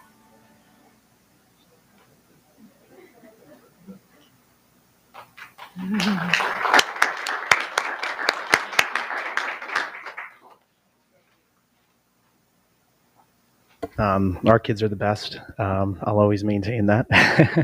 And that was 23 responses of 102. My goal is to get up to closer to like 800 or 900 over the course of the year. Ambitious, but we always need to strive to be. So this isn't pure qualitative research, but if it was, I'd print out all those transcripts, I'd chop them up, and I'd code them. And I'm not using NVivo or some high-tech coding program, but this is what I believe the 3 codes I would come up with are. What students' wise are social connection and a sense of belonging. You heard that in several of the videos. Also, academic confidence and growth, really feeling good about the academic growth and leveling up that they were doing. And also meaningful and purposeful learning. And I think when we think of those things as educators or as parents, sometimes we think of them as odds, as false dichotomies, that we can't emphasize those at the same time. And we would argue that by emphasizing those all, you actually create more success in all 3 areas, that those 3 go together. And that's really the lens that we're going to lean into this year with. We are going to provide much more specific and coherent RTI AAS academic support for our struggling learners. We have a new RTI plan that is extremely thorough that our directors have been working through, and our teachers have done great work in that area. But we're also going to push the bounds of authentic learning, of project-based learning, outdoor learning, and field-based learning as well, and to create more opportunities for social connection and student engagement along the way. We believe those 3 areas together will reinforce each other. So thank you very much, Ms. Finder. I'll click for you next time. Appreciate it. Thank you all, and we'll open up to questions now from the board. Thank you. Thanks, Dr. Zublionis. Thank you. We'll give our trustees a moment to come back. Dr. Dewey. Thank you. And I'll open it up to my trustees for questions of Chris.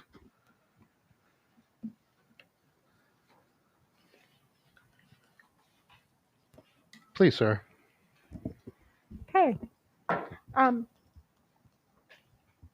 First and foremost, no question, my largest point is to say thank you for this report, for that really insightful look into what our students are experiencing, and also the literally 100 pages of backup that the board got on every aspect of student achievement. It's a very core function of the board, and I can't tell you how much we appreciate the depth of the research and the materials that you presented to us here and in our materials. So thank you. I can't even imagine how much work it was to put together that incredibly exhaustive look to where our students are achievement-wise in the context of the pandemic.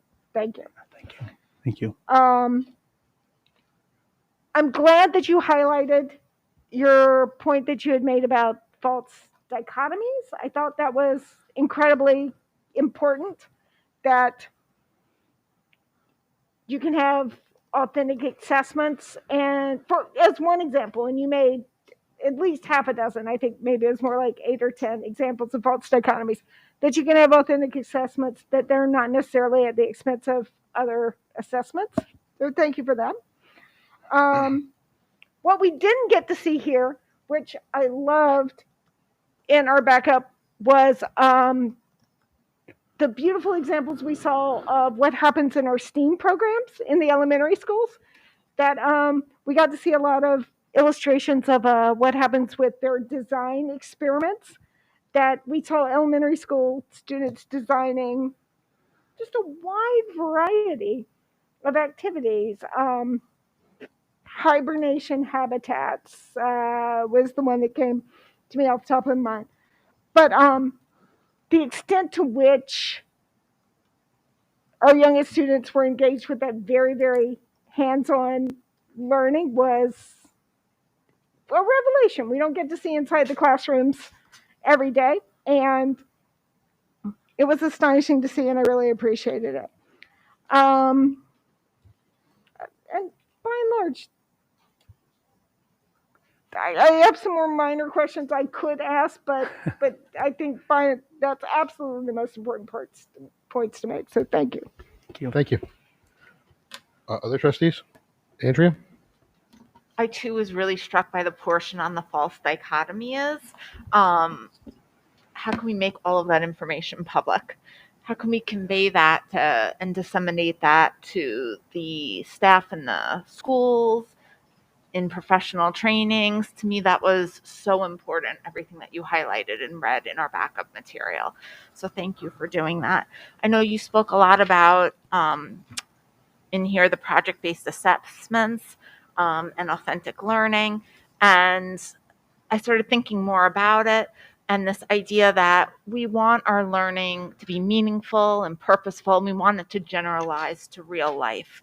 And so often we rely on quantitative measures and test taking, which really, once you're out of school, is not generalizable to what people do in their careers, in their day-to-day existence, and really focusing back on project-based learning not only adds meaning and purpose and ties in with our district's engagement goals, but I think there are other benefits to it. I was thinking of the challenge success data, and there was a high percentage of students who admitted to plagiarism.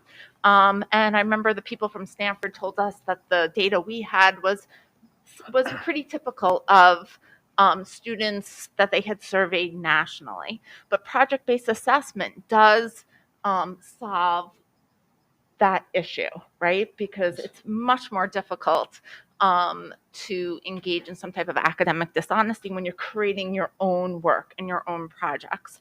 I also was thinking about all our special ed students who get testing accommodations and other types of modifications. And when you do authentic learning and project-based assessment, that need for extended time no longer needs to be given. The other types of testing accommodations are bypassed when you have students creating their own works. And that's one way to keep those children in the classroom, so they're not removed into a testing center, and makes it all equitable, I think more equitable for everyone, more inclusive, and students are able to show what they know given their own sort of strengths and weaknesses. I was also, there was so much data that you provided, which was amazing. When we were looking at the STAR assessment, and I guess I was most interested in the fall reading benchmark 3-year analysis for the elementary school level. I wasn't sure, obviously you want 100% to be at or above the benchmark, but I wasn't sure what sort of the norm is. Yeah, so just to your earlier point, Yeah. there is so much research on students labeled with a learning disability and service learning and the power, and I think that extends to authentic learning. So we're really excited about that. But in the fall benchmark, Dan, and I should have made that a slide, we used 2019 fall as the benchmark because that was all pre-COVID. And what we do see, both if you look at the grade level, so different students, first graders each of the 3 years, or the cohort, if you follow the cohort, for example, if you follow the current second grade, the current third grade, from first to second to third, you see the percentage closer to benchmark going almost towards 2019, almost at that level. Right, right. Can I follow up? So, Chris, you're saying that's our own benchmark? That's not a national? That is the Fontes and Pinnell benchmark assessment system that we were using before STAR. We're still using that with STAR. So it does give us two different forms of data. So like on the STAR data, right, where it says at or above benchmark. So I pulled one up, for the elementary school. So you see like 60% for one grade, 53% for another grade, 62%. What's the number we're looking for? Like, where do we think the sweet spot is that makes sense given how students fall on some type of curve? Right.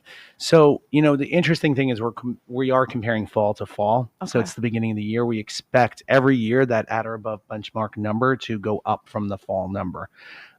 Last year, I think I did this report right after the winter benchmark, so I'll provide that. But I think, and Dr. Smythe and Ms. Small and Ms. Ritter and Ms. DeMullen might correct me, but I would say we really want to be over 80%. Okay.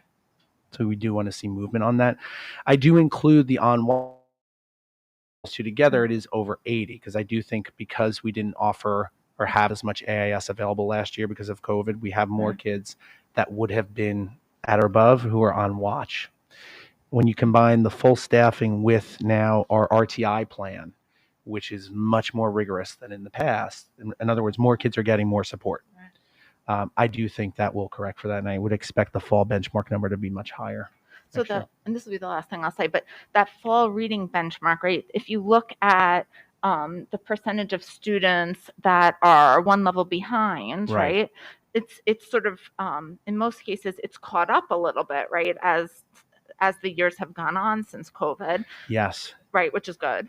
But you still have a significant portion of like first graders and second graders, about 30%, which are still one level behind the benchmark. And I think it's really, really important that it's those kids that are targeted for intervention, because we know that you have to catch any cases of dyslexia before third grade, right? Because the brain is still malleable and they need all that time. So are we hitting those kids particularly hard? We are.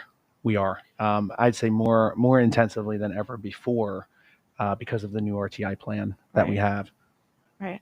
So the key is really to determine in those groups who are one level behind, right? Who is behind because of lack of exposure and just sort of developmental reasons that they're behind, and who has fallen behind because there is some underlying like reading deficits that's there. And there are other types of standardized assessment measures, right, that can be given, things like the Shaywitz dyslexia screener, things that you can screen like massive groups of kids very easily and very cheaply, rather than performing like, full-on psychoed batteries that pick up that difference between who really has like a phonetic awareness problem, right, versus who just needs more exposure to time on task to reading. Yeah, do you want to speak to that, Deborah? Yeah. We also do something, and this is actually a big week for us this week, was what we call Day to Day.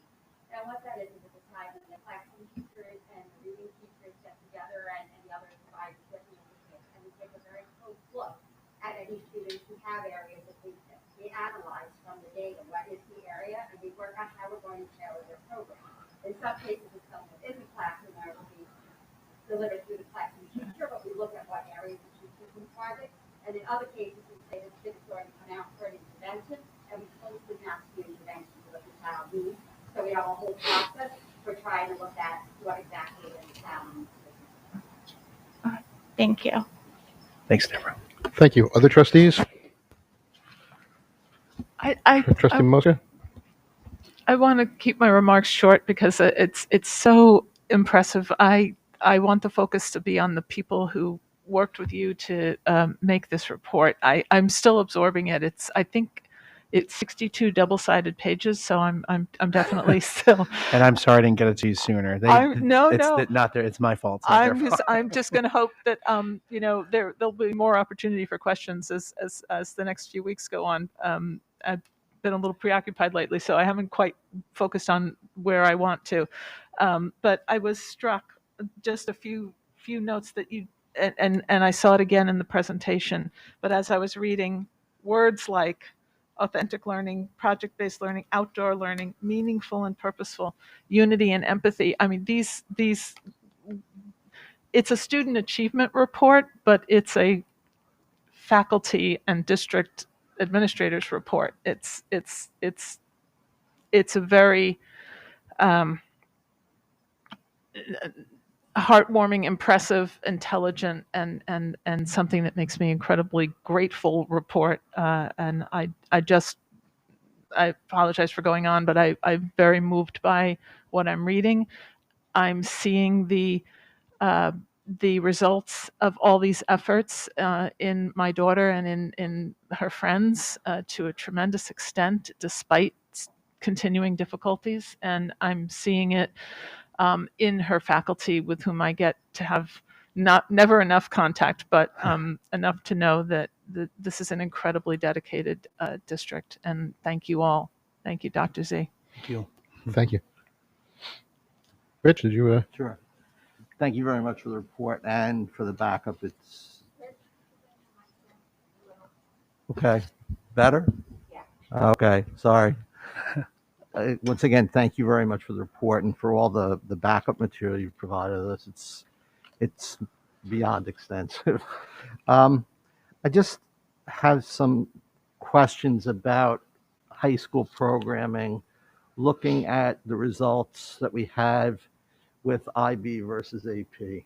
Some of the numbers that I looked at were not easy to reconcile in my head because we're given percentages. We were then given numbers of students, but when you just look at the percentages, it's difficult at times to compare the IB, the global average versus the North Shore average, and for the AP exams, the North Shore average versus the New York average, because particularly in the IB, in a lot of cases, we had one or two students taking the Right. test. So, Yes. the percentages at that point don't really mean anything. Right. But my question, I guess, is when we started doing this a number of years ago, for a lot of practical reasons, we ended up co-seating many of the courses. And my understanding is it's still the same now. And again, I get it. I understand financially why it needed to be done that way. I understand in terms of the population, the school, why it needed to be done that way. But in looking at the numbers, in the data that was given, it seems that there's still kind of a disconnect in a lot of these courses because, in certain of these classes, the AP results seem to be a little bit better than the IB results. Not 100%. There are a couple of discrepancies there, but for the most part, that's the case. I mean, and again, if you look at the percentages, we had like 82.5% of our kids were, at a level above 3 on APs as opposed to 62.5% in the IB exams. So my concern is, and I think it's something we need to look at. I don't expect an answer now. Right. Long term is, are we doing this in the most effective way that we can? I found it interesting. One of the highlights that was listed for IB was chemistry SL, and we're not offering that course this year. We went to just AP. And again, it's not a value judgment. It's just, there's still in my mind sort of a disconnect in terms of trying to do these things simultaneously. The courses are not matched so well that you can really do, a superior job trying to do both in the same year. So I think that's something that we really need to take a long look at in the next couple of months. I think, we are going to be looking at that for the APIB reporting that we're going to be doing in December and in January. That will definitely factor in to that analysis. Okay. Thank you. Thank you. Can I follow up on that? Sure, please. So I was struck that with the AP data that we got the number of students and who scored what score.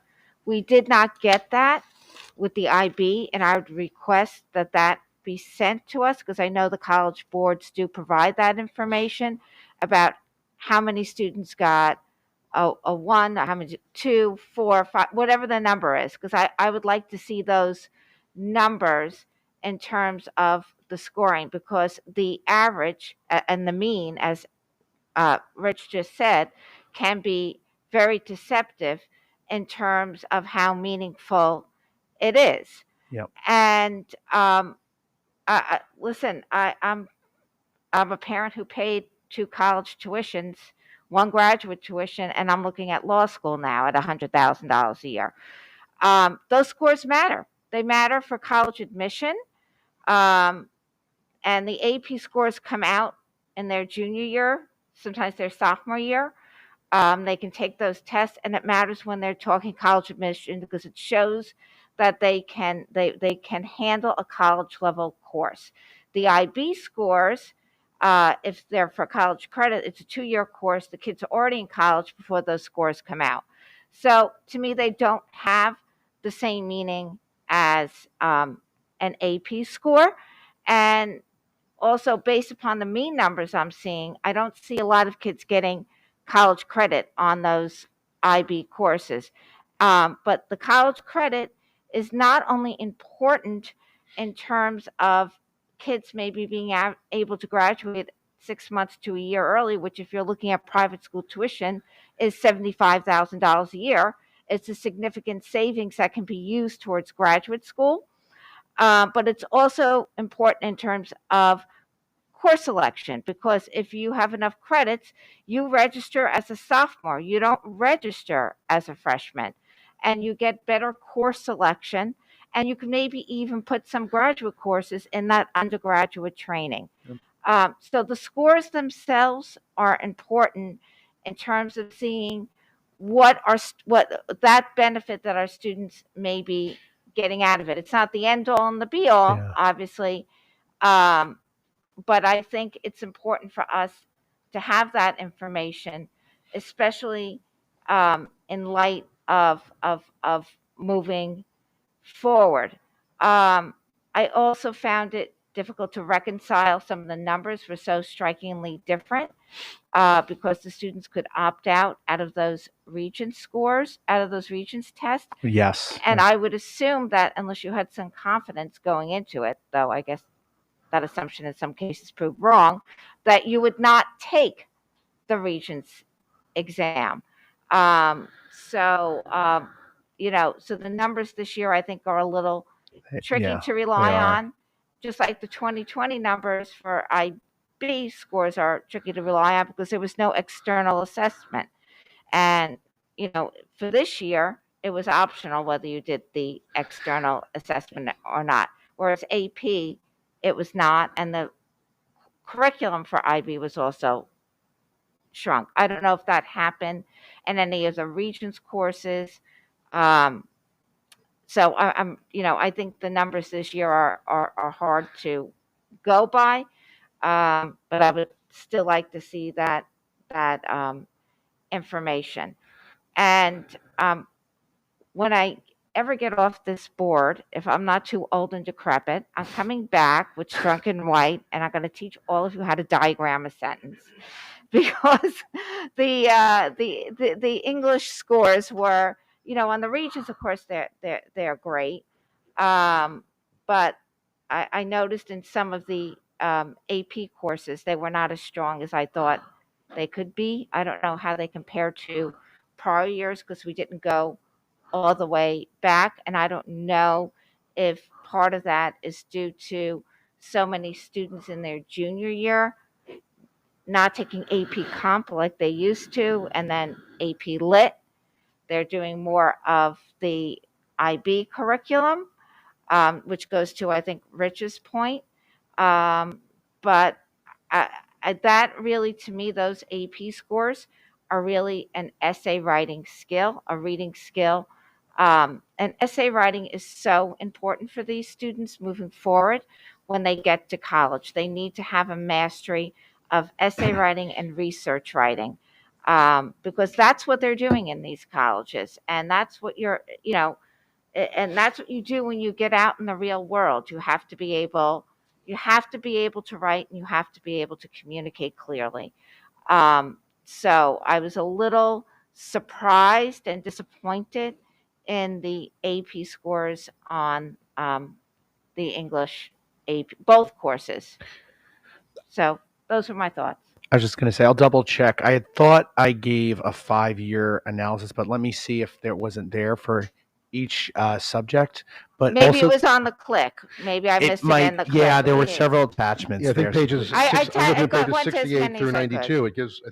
I want to make sure we're not talking about the same thing. Pages 68 through 92 have for each exam the breakdown of the Got number of that. students Let at me- each grade. And I'll check though, Each and I'll score. reorganize that, and I'll put that in my next update. And also any other numbers I'll see that could be No, some of presented them did differently. have the numbers, some of them didn't. Yeah. I didn't see it for the IB courses the way I saw it for the AP courses. Okay. And on Yeah, the ch- Regents check one, out page, there were. page for that. 68. It starts. Yeah. They're all there. They're broken down for each of the exams. How many got 1s, 2s, 3s, 4s, 5s, On the 6s, and 7s. APs, but not on the. On the IB, starting at page 68. Okay, I didn't see it on 68. I didn't disaggregate them from each other, so that might be why they're all kind of in the averages are in one chart together. So I think that's probably That why. probably but- what threw me off. Yeah, Also, but I can it was difficult getting it. I will tell you honestly, and I do appreciate all the work that went in it. Yeah, but I getting it- really wish I had more time Yes. to actually analyze the information because there was a lot of it. Yeah. And I work full time, so for me, and I had something on Tuesday night. Not that that's your problem, but No, to no, I get understand. this on a Tuesday, and have to talk about it on Thursday. Yeah. It's not a lot of time. Yeah, I understand. And if you're going to do it, I'd like to have more time to look at it because there was a lot of effort put into it that I do appreciate. Yeah. Sir? I was like, I just wanted to point out that Miriam was talking extensively about the English scores, and I wanted to say that was something that I was really struck by Yeah. when I looked at the Regents scores, right? We only gave 4 Regents exams, and there was some discussion about where we were with mastery and where we were moving back. But it was so interesting to me that on the Regents exam was the place where our mastery percentage actually went up by a point, even despite the pandemic. And I thought it was really such an interesting, bright spot, even though, correct me if I'm wrong, that would have been a class that would have been hybrid at that point, right? Like the kids that took the English Regents would have been coming in every other day. That's right. Yeah, all of the high school And exams. despite that, even the mastery percentage went up, which was, I just thought it was terrific. I thought it was really a bright spot in our Regent scores. Thank you. So thank you. Lisa? I just want to echo my fellow trustees' gratitude because it was, just so much information and it was so thorough and informative. And I felt like it really gave us just a tiny little glimpse into the magnitude of the work that you and all of the administrators and teachers do. And I was struck by a few little things that I didn't even really know about, or in the backup report that you gave us, there were so many accomplishments, and I thought each department's list of goals and achievements was really telling. Even some of the accolades I wasn't even aware of, or maybe forgot about, I think. But one was it was the 5th year that we received the Best Communities for Music Education recognition. I was struck by that. I thought that was great. I think it's clear from your report that we're striving to be innovative in the way we teach, and using evidence-based modes like project-based learning and interdisciplinary teaching. And even, when we do that, our focus is always on academic success. And I think that we need to constantly evolve as a district, and you're showing us, how you do that. I think about the jobs that might be out there when our kindergartners graduate from high school or college, and we have no idea what those are going to look like, but we do know some of the skills that will make them successful, and they need to solve highly complex problems, and they need to be taught teamwork and problem solving and research gathering and time management, information synthesizing, and know how to utilize high-tech tools. And this is all in addition to the reading, writing, and arithmetic. And I think our SVOs very much speak to those traits, and the fact that we are focusing on those is so important, so that our students will be successful. Another thing you talked about, accomplishing increased engagement and increased learning, and I love putting those two together, the engagement and the learning. I just want to say thank you again. I definitely want to hear more. You already answered my question, because I did have a question about the new RTI, and you mentioned that it's a more rigorous program, and I hope that in future meetings we'll get to hear about the effectiveness of that. And I will give you more backup on that as well, where we are with that. Yep. Great. Thank you. Thank you to my fellow trustees, and again, Dr. Zublionis. I had just a couple questions, but I also just wanted to, at the outset, this obviously was a huge disruption year for our students and for our parents, but also very much for our teachers and our administrators, and they really answered the bell, as evidenced by what you showed us in your report. So I specifically want to thank the teachers and the administrators who carried out all of this work, who relearned so much of what they did. Technology, it was really a massive effort that deserves that recognition. I really appreciated your mentioning the SVOs didn't just survive, but they actually were a bit of a beacon throughout this. That's kind of what our district has always believed in, and to see them flourish during a time where a lot of traditional measures and a lot of traditional modes of learning and teaching were challenged, the SVOs really came through, and so I appreciated hearing that as well. I love that you included participation in sports and clubs as part of student success. We all know what that is. We're putting those numbers in there. All my trustees are right. It's a tremendous amount of information that's in this report, and we could probably spend weeks going through all of it, but listing them and showing what they did, the sports, the way our athletics coaches were able to respond, the way I will say my fellow trustees were able to support that program despite the uncertainties of Section 8 was laudable, because that is such a key to student success and engagement, which I really appreciate.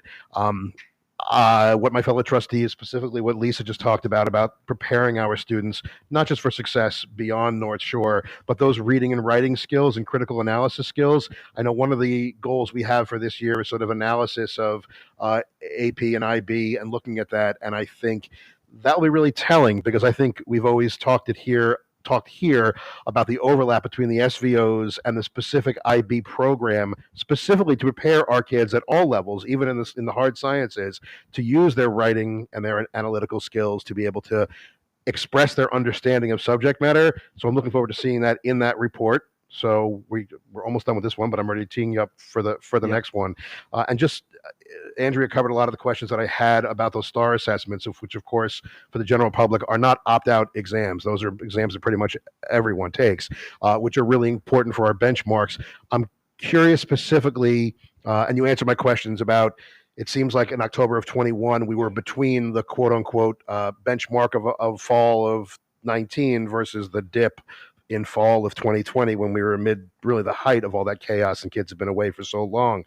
But specifically those students who required urgent intervention or a special ed community, I just want to know specifically what's being done to make sure that those children are not able or are not allowed to fall any further behind, if that's the case, because those early reading years are the key to everything we're talking about here. Yeah, and that is why second grade is certainly an area of focus, because that hit that cohort particularly hard. But we divide the RTI into three tiers. Tier 1, which is mostly classroom push and intervention. Tier 2, which is some pull out, and Tier 3, which is multiple days or multiple sessions of pull out services per week. And the RTI plan will give more detail on how that works, but they are being serviced, and the ARPA grant and Carissa grant is helping us have some more learning loss support for those students as well, particularly the second grade. Great. Thank you to my fellow trustees. And if we don't have any other questions, I will move on with our agenda. Find the 17 windows that I now have open here. Back Dave, to yep. If we've Please. asked all the question of the administrators, can they go? Pardon me? Do you want to release our administrators?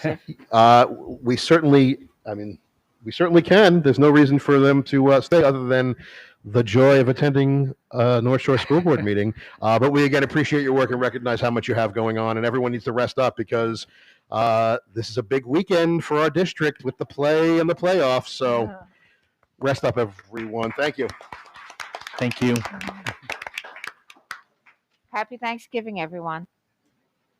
Thank you for coming. Okay. And with that, we will move on to action item 10, which is comments from the public. I assume there are folks here who would like to participate in the public comment section of our evening. Please, if you will, come to the podium. Make sure the little light On the speaker is on, and just give your name and town of residence and share your thoughts on school-related matters. Thank you.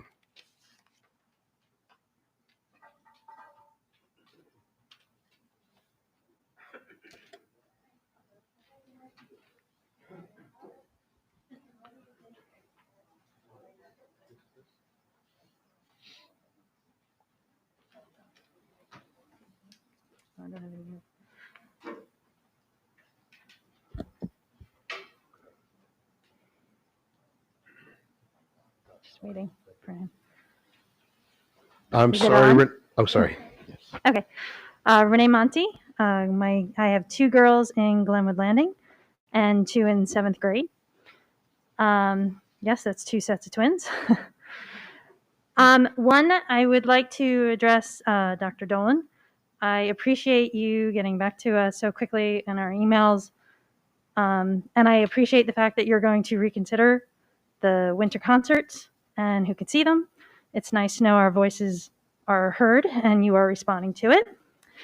A question that I do have about that is, would you be willing at that meeting to listen to maybe parents' suggestions or have advocates for the parents at that meeting so they can give their ideas? I've seen a lot of great ideas from this community. I think we have some really creative and wonderful people here that can come up with some great ideas. So would that be something that you would consider? I'm sorry. Thank you, Ms. Monty. And I know we did trade emails, I think even today. We've heard a lot of ideas. I don't know how to assemble that because the meeting's already been scheduled for tomorrow afternoon. If there is someone who would like to drop by at 1 o'clock tomorrow afternoon, give us till 1:30. If somebody wanted to stop by at 1:30 and share some thoughts with us, we might not be able to respond right away because we're doing some research tomorrow. Or if somebody wanted, heaven knows I get emails. If anybody has not weighed in with a thought and an idea on something we could do, please send me the email, and anybody who sent one, I think I read them and I answer them. Yeah, and thank you for that. I really appreciate it. And that might be the best way to do it such that we get all of the voices. Okay. The second thing I wanted Well, Renee, to... just real quick, because we're up against some new noise from outside. Yeah. You could even maybe just dial the little volume button up just a hair. I want to make sure everyone can hear you. Is that better? That is a little better. Thank Okay. you. The second thing I wanted to address is I did go to that CASA meeting the other night, and it was fabulous. I also brought my 7th graders who were just under the age limit that they had suggested. I wasn't sure how they would respond to it, but they had a really great reaction to it. It really resonated with them. And one of the things, his name is Michael, right? One of the things that Michael was able to do, and what he said was, the only way to stop this from getting and killing our children is to get to the kids. And I was wondering if we can have him back and to talk to every single grade. Maybe not the littlest ones, of course, but from middle school up, because my 12-year-olds didn't know anything about it, and honestly, neither did I. That's why I went to the meeting.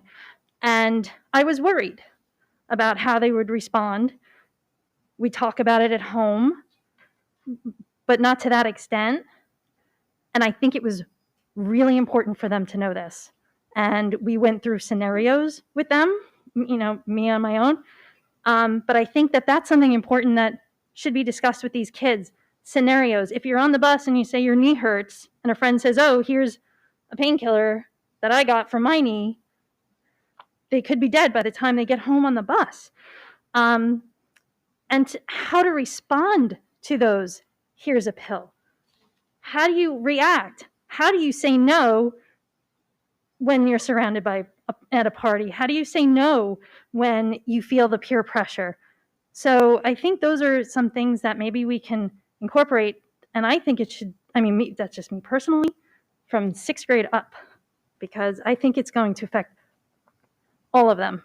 And if they go in prepared, there's nothing better than that. So I think that is something that maybe we should consider. I am meeting with CASA and Ms. Camardella again November 22nd at 4 o'clock. And I will certainly bring that up and find out I don't know if Mike's presentation as we saw it is the perfect one for school. Certainly portions of it are, but I will follow up with them. And I agree with you. I confess that I was pretty surprised by some of the things that I learned about fentanyl and its availability and its efficacy and how little it takes to end a life. So Yeah. I will follow up with CASA. Okay. And I agree, they've done a great job. Yeah, and I think just Michael alone, maybe the presentation wasn't appropriate for every age, but his presence is very strong and really resonates with the kids, We do especially also have a since copy of the presentation, and I'll talk to Allison about how we could make that available to parents as well. Dr. Dolan, in the past, both the PTOs and the and CASA have paid for presenters to come in, and we've had assemblies. And it used to be a requirement that juniors attend the assembly, or they couldn't engage in certain things like the junior prom. I don't know how feasible it is. There was one gentleman, doctor, it will come back to me later on, used to wear a Jets jersey. And he was very effective, and the students reacted well. And parents were also invited to attend. And I think we had a day session and an evening session. So there must be someone Lorraine might know in the PTO that would have. There's a whole list of names. We used to do one about resilience, another one about drinking and driving, which I think now it's texting and driving more than drinking and driving. So we've had in the past speakers come. I don't know about the feasibility with COVID and how that would be handled, but we did have those assemblies in the past, and there was required attendance for juniors. Might have been Dr. Doherty. I'm not sure. I'll think about it. I'll figure it out. It will come to me. my third thing, wait, I have four. Dewey, Dr. Dewey, thank you. I knew it was a D. Thank you. My Dr. fourth thing is just a quick question. I know there's the search for the new superintendent, but I didn't see a search for the new middle school principal on there. So is that being looked at?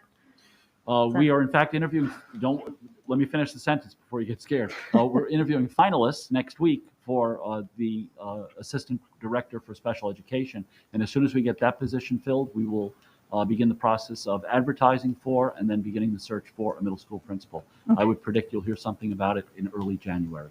Okay. And then my fourth thing is, and I just found this out a day ago, is that there's a movement to have no homework for these kids. And I am beside myself. I just asked one of the fifth grade teachers for more homework because my daughter is dyslexic and she needs constant support. She's going into sixth grade next year. I'm really worried. I don't want her to be, she's really amazing in math and science, and I don't want a teacher to have to read to her in front of the rest of her class because she can't get the questions down. So I need homework for her. I'll field this one. So first of all, thank you so much. This is all really good feedback, and I'm glad you came and shared that perspective, certainly on the fentanyl, and really, really helpful. Regarding the homework, there are lots of discussions and rumors, whatnot. There is no movement to abolish homework in our district. About 3 years ago, I'll say roughly, there was a homework committee that came together and looked at our homework policy and did a lot of research about what that policy should be. Should it be amended? Should it be more homework, less homework? Is it the right kind of homework? How does reading fit into that? And the subcommittee presented to the board. It was some of the same folks and some different folks with their recommendations, and the board took those recommendations and made some modifications to the policy. But that policy did not exactly reflect every aspect of that subcommittee, but it did put forth a plan which is available on the web of what that policy is. And I think what has come up is a question of whether or not that policy has been adhered to. That's what specifically came up at our last meeting. And I think we all know this as parents. You said you literally have two sets of twins. Yep. I don't know if they're identical, but I assume that one of them might be able to finish a certain homework assignment in 10 minutes. The other one could take 40 minutes. Absolutely. And certainly, so every kid handles the same assignment very, very differently. And so it's hard to say whether a specific homework based on any individual is correct or is giving you X amount of time. But I think in general, what we are focusing on now is making sure that the homework policy is being followed generally, because that's important when we set policies.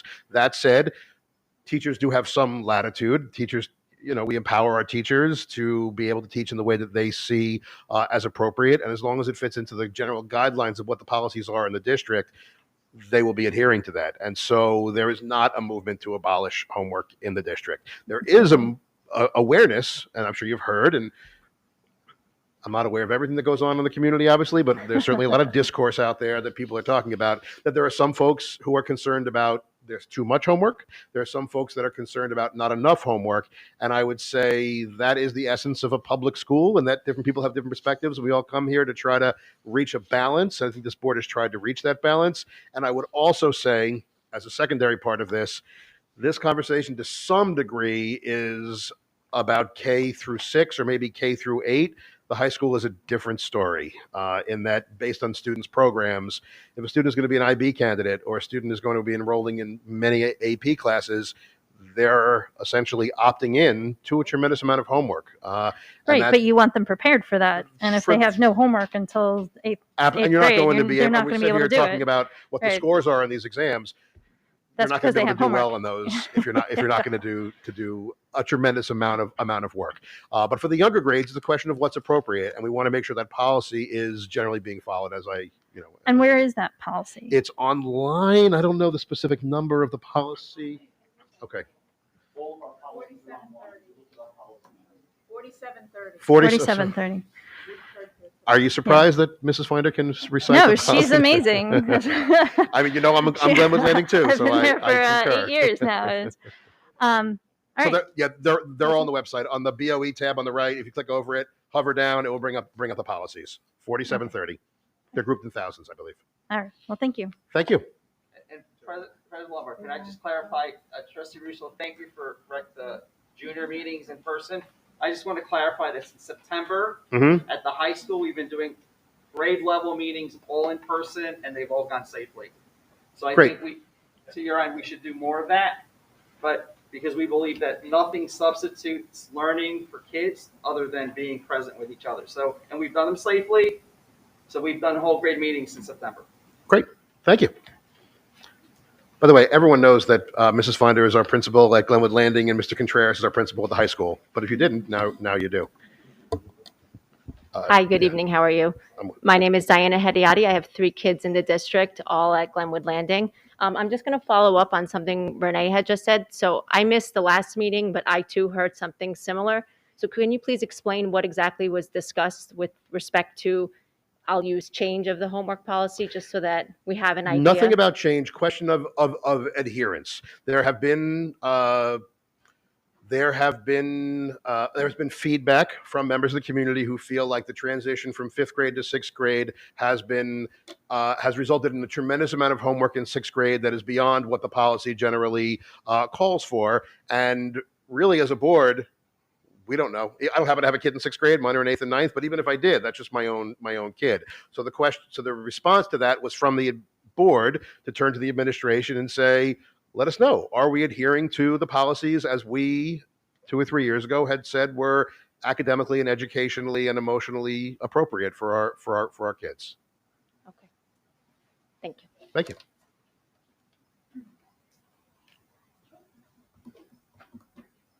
Hi, everybody. Katya Armada.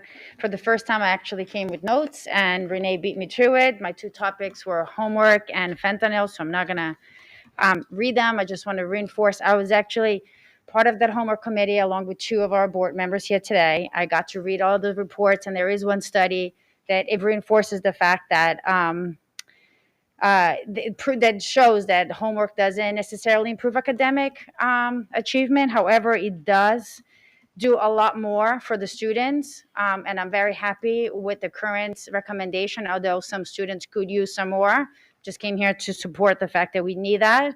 We need homework in middle school and elementary school. Think multiplication tables. There's no other way you're gonna memorize it and figure that out by yourself just in class, right? Just touching base on the IP and IB and AP. I get those letters confused. Sorry. Program that Russo mentioned. I agree 100%. I feel, and correct me if I'm wrong, but we have a very low enrollment program in that class for the last couple of years. And I know that some classes don't even have enough enrollment to run it. So I feel that the homework, it's another step towards preparing more kids to perhaps be able to embark on that program in high school, which is fantastic that we have. I mean, we love being a blue ribbon school and having those programs, but if only 10 to 15% of the academic body is making use of it, then it's not the best use of our resources. So that just comes to, again, stress the need for continued homework. And my second note was on the CASA presentation, which was fantastic. I want to thank every member of CASA and the work, the effortless and selfless time that they put in to better our community, to open the table for discussions at home between peers and fentanyl. It's not being talked about enough. It's killing more kids today than COVID ever could. It has killed over 100,000 kids this year alone to date, between 13, yes, as young as 13 and 25 years old. I think as a community that should be talked about with the kids. They need to be able to, like Renee mentioned, know how to handle a situation, understand where they're getting anything that they shouldn't be taking if their name is not on it, if it wasn't picked up by a CVS, if it wasn't prescribed for them for a medical reason. They need to be able to handle those situations. Circling back to homework, some parents say that it's too much homework, my kid's not being able to manage their time. Well, part of having homework and having school, it's leading by example and teaching our kids how to manage their time, how to develop that executive function of work-life balance and time, screen time, play time, study. I mean, we ask our students to play sports every day. We should be able to ask them to do independent work for 30 to 45 minutes to reinforce what was learned that day, right? So, and we need to allow them the mistakes and learn from experience on how to handle that stress. So we don't get to college and go down a rabbit hole where the kids are now going into depression and taking pills and substance abuse and not knowing how to handle the situation. So as a parent, our job and the school, I feel, is to prepare their kids for those situations. We're basically spending 16 years of our life teaching our kids how to be an adult, right? So I think that substance abuse, depression, opioids, it's something that we need to be talking in school. I could not agree more. I'm thrilled to hear you and Renee and others saying that. I think the goal of a parent, if I can probably step out of where what I'm empowered to say here, is to spend this time to be able to teach our kids to leave the nest and to become independent people who can be responsible for themselves. And I don't know every member of the CASA board, but I will once again single out Allison Camardella and the work that she does to promote and to push this and to really make sure that this is part of the conversation. When this organization was first formed years ago, there had been a previous iteration of this, and it wasn't exactly the same, and that fell away. And because we don't have conversations, there's not a direct cause and effect, but when you don't have conversations, bad things creep in. There is no question about it. And so we followed the CASA model that had been done in other districts, and created this with some seed, funding and some seed direction from the school district to be able to make it not coming from the schools. Because if it comes from the schools, everyone is going to be looking at one more thing the schools are responsible for. And the reality is, solving this problem, or at least minimizing the problem, because solution is probably an unattainable goal, but reducing this problem is not solely with the school. It's with families, it's with community, it's with society, it's with government, of course. But the schools do have a role. And so to hear people talking about bringing it into the schools and making it part of our curriculum is something that the administration very, very much is attuned to. So I thank you for saying that. I also want to say that just in terms of numbers, because we did have all this backup, the backup is there. It's voluminous. Every last detail we can't share because, for example, there are some classes that only resulted in one kid taking the class. So if we reveal that, then everyone knows what that one kid's grade was, which is great when it's a 7, but maybe not as great if you're going to be a different score. But the aggregate numbers, we did have 226 students who took IB classes, and we administered 449 exams. So that's a big reach of that program. All right, thank you. And I mean, I know we can't mention names, but Dr. Titone, drives a really tight ship. She's fantastic. She's a huge asset to the district, and that's a fantastic program that we have. Dr. Dona, just lastly, when you do meet with CASA, I think it would be important as a parent. I didn't bring my daughter with me to the CASA presentation. I wasn't sure if she was ready for that, and now I see that yes. I think having Michael Gray, who was the speaker on Tuesday, who unfortunately lost his daughter to one pill, it just resonates with the kid because she wasn't an abuser, she wasn't a drug user. Kids think junkie. This is just an over-the-counter pill that nobody will be able to tell if it's real or not Xanax. And literally, he says his daughter died within 1 to 2 seconds. There is no Narcan. There is no calling 911. It's one pill, one time, you're done. So it's important to drop the message to our kids and make them prepare. Thank you. Thank you. I appreciate that. Other folks from the community would like to share at our public comment? Okay, if we have no other, let me go. Oh, please. Hi, Paul Piskolzin from Glen Head. I always talk about the financial stuff, so that's what I'm here to talk about. But before I get to that, I just want to confirm, I know you guys know that there's a change to open meeting law. It was effective today, and which will require the agenda to include all the documents that will be discussed in the meeting to be attached. Will we be able to abide by that? You did. December 18th was, in fact, November 18th was, in fact, the effective date, and this agenda went out just before that. Not all of the documents are required to be released. There are still certain special education documents and any student document, it has to have student information redacted. Personnel contracts, we do have a list, and we are working with council right now. We will be in compliance for the December meeting. Great. Awesome. Paul, if I could just add one other thing. As I'm sure you know, we changed our format, so now we go with the board docs. So it's going to be a lot easier for user interface as well. Absolutely. The other thing I wanted to talk about was the fund balance. I wasn't here at the last meeting, but I spent a good amount of time listening to the audit meeting that was posted online. As a matter of fact, I listened to it probably 5 times because I wanted to make sure that I heard what the auditor presented.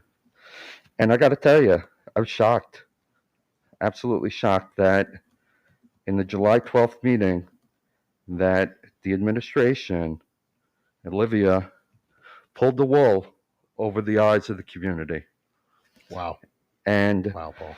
There, to find out that the district had another $1 million in fund balance that went into the teachers' retirement reserve after the election last year, where I think the community gave a strong message to the Board of Education that they did not want to see these reserves increase. To add $1 million, which I don't know where it came from. It wasn't discussed really on July 12th. It was, God knows where it came from.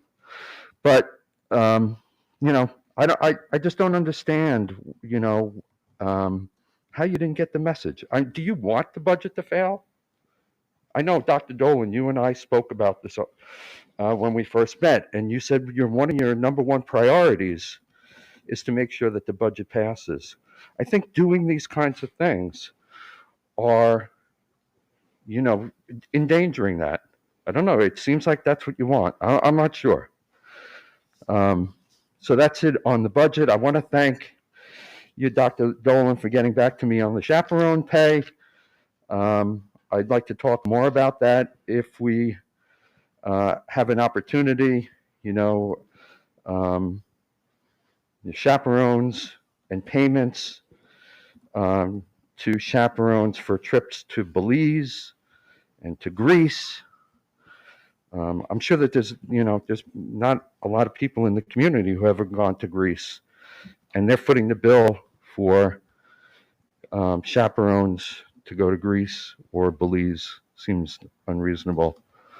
And then Dr. Dolan, I also have an outstanding issue which I've asked about around the Victorian House. I would like to try to get information about that when you have some time. Thanks, Paul. Just to respond on a couple of those points. If I'm not mistaken, the chaperone cost is not borne by the district. It depends on the trip. It depends on the trip.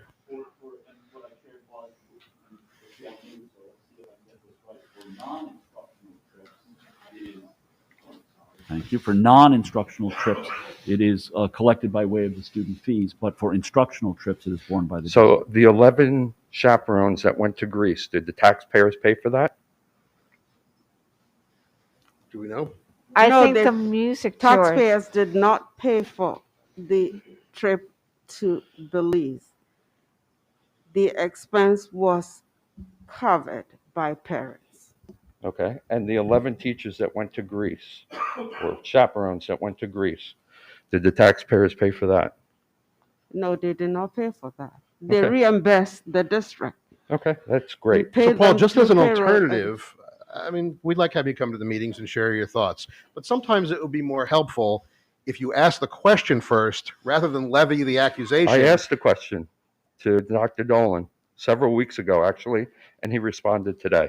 So Paul, what I'm saying is, if you come and you say that how disgusting it is that the taxpayers are paying for students going to Greece when so many taxpayers haven't even been able to go to Greece in their lives, what an embarrassment that is.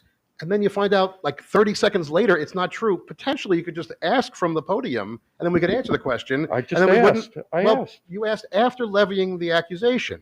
So I'm just pointing that out. Secondly, you said you watched tonight's audit meeting? No, last week. Okay, last so meeting. tonight's audit meeting, which is a public meeting, and again, for someone who is focused on audits and learning how to read them and understanding the nuances of the finance, at that very podium you were at, our external auditor, Alan Yu, explained why no organization 12 days after the fiscal year ends understands everything about the finances. That's why you take months to review all the details. That's why you have these auditors who put together the record. And he literally stood there, I guess I can't see the clock, but maybe 3 or 4 hours ago, and said that that number was balance that we had left over, that followed the authorization made publicly by this board to put it in TRS. Now, the truth also is that it was a much larger number than we expected it to be. That is the case. But because we don't have, you can't just take that money and, as you very well know, you can't just take that money and keep it on your books. It has to go into a reserve. And we had authorized any excess to go into the TRS reserve. Theoretically, if we had had a reserve for the athletics that was voted down, that money could have gone into that. And Or it could have been returned to the taxpayers. Absolutely. It could have been all those things. So I think that's what the taxpayers wanted. I know you think that's what the taxpayers want, and it's very possible that is what the taxpayers want. But I also know that having that reserve would have been an alternate option. We know that the taxpayers last year, the voters, turned down that capital reserve. No question about it. And we've talked, and I think you and I have even spoken about it, not just here, but, around. And we know that there are lots of lessons from that election. I'm not sure that anyone has a clear picture of exactly what that is. I'm just explaining the rules and the laws that we follow. And I appreciate that you've now saying that we follow the law, even if you disagree with it, that it has to go into a legally created reserve that is approved by the voters. And so the athletic reserve that was rejected by the voters of this community would have been a place for that. But it wasn't passed, so we didn't. So it's in the teacher's reserve, as was authorized by this board. Right. You were off by $1 million. That's a lot. And I'm not sitting here saying that you abided by the law, because I don't think you did. But we can have that discussion at different times. I thought you posted an editorial in the paper saying that you saw we did obey the law, and you were finally admitting that. I was so excited. I didn't realize we're back to not obeying no, that was about the election. So the election, we follow the law. No, you're not really. So you don't stand by your op-ed piece? You No, wrote I it in the s- I- paper. You wrote it in the paper. Listen, you followed the law in the election, but if we can, if you want me to sit here and talk about that election, we can talk about it. I You know, don't know, where actually, people on this board, ask for poll lists where, Paul, the question is, where, illegality I that mean, you're we can, accusing. that's why we can go and we can So rehash it if let's you want. not. Let's say we've had a productive conversation today. Perfect. And we'll see you December 16th. Awesome. Thank you. Other comments from the public? Hi, Jerry Romano from Seacliff. I have also two financial issues. So $947,000 was sent to the TRS reserve. This is for people who don't know what that is, it's a teacher's retirement system reserve. It's a contingency account. It's not the actual reserve. It's because the amount that you have to pay New York State, that's budgeted. So you went from $600,000 for the past few years and found this $947,000 that was left over that nobody knew was available. And now that, Jerry, just to clarify one thing, TRS was not the past few years. The TRS was only authorized to be created within the last, I believe, 2 years. all right, and there's $600,000 there. 2019. And now there's $1,547,000. Yes. Okay. The contribution rates are going down. Contribution rates fluctuate, but go on. No, they're going down. Well, they are today. The comptroller said they're going. I'm not making this up. I didn't say it. The comptroller said the rates are going down. Have they gone up and down? Why would you need to increase the reserve in case there was a big increase of a bill? Why would you need to increase it by like over 100%, 130%? So again, it was not a reserve that had been there for years where it had already reached a certain level. We have been wanting to create that reserve to be able to fund potentialities down the road so future taxpayers wouldn't have to face a hole in a budget when those requirements were potentially increased, because as I've been trying to say, they do go up and down. And so we create that reserve. Again, I get it. Absolutely, totally an approach that some can have, that they don't feel that that is a proper way to plan for the long-term financial stability of the district. But this board has, and so we can disagree about that. Okay. So in 2014 and 15, this district was given a legislative grant of $5.4 million. Okay. And that was touted as and talked about as a glide path for when LIPA starts paying less. They're going to eventually, the district's going to they're going to lose some money. Probably 50% is what I've heard. All right. Yeah, that was reported in the paper, correct? That's again. I mean, I think we absolutely agree that's been what's reported. It hasn't happened yet, but that seems to be the case. And you'll probably agree with this as well. LIPA's payments have been increasing since there's been all this talk about it decreasing. Every year what they pay has been increasing. So let me ask you a question. Can I ask you a question? Sure. If they've been increasing at a lower rate than they wouldn't have been increasing if they remained on the tax rolls, isn't that a loss for the district? If they kept paying that money as taxes instead of pilots, it would have increased the contribution from that property at a different rate than the one that a pilot, which is fixed and does not calculate into the tax cap the same way. So again, I know, and you've been pointing out, and it's absolutely factual, that that money has been sitting in a non-reserve as I don't want to call it unique because there have been other communities affected with the same amount of grant money that's been given to us, but it's been used roughly from, let's call it 5.4 to 1.2. So that's 4.2 over 7 or 8 years. Actually, here, I'll read you what I wrote. Okay. You spent over $4.2 million of the funds. You've spent over $4.2 million of the glide path money, and it really hasn't been decreasing yet. It's not going to really start to decrease until 2025. Over how many years? 5 years. 5 years? That's what the former superintendent said. Well, I was at a meeting. it's already 6. I saw him say that. We're sitting on the lawn outside the building. $700,000 a year. Right.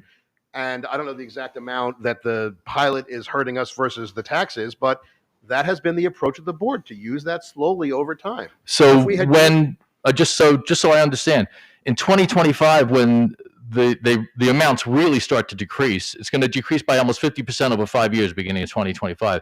There'll be nothing left of this glide path money. That is not necessarily, we don't know. We don't know. Well, there's only there's only $1.2 million left now. Well, so every year, as part of the budget presentation, Dr. Girizzo, it was one of my favorite slides, so I'm sure you remember the melting ice, which he showed that if you have a melting ice and you throw it out in the sun and it's gone in an afternoon, it's all gone. But if you have that melting ice in the shade or you keep it in the freezer, it preserves over time. So the goal is to try to preserve it over time. Are you saying you're glad we have not used it? No, I'm kind of disappointed because I think everybody was led to believe that that money was going to be used as the glide path when LIPA starts paying less taxes, pilots, whatever you call them, cash, the money that you need to run the district. Well, the nuances are important, but go on. And we're going to have to make up the difference, right?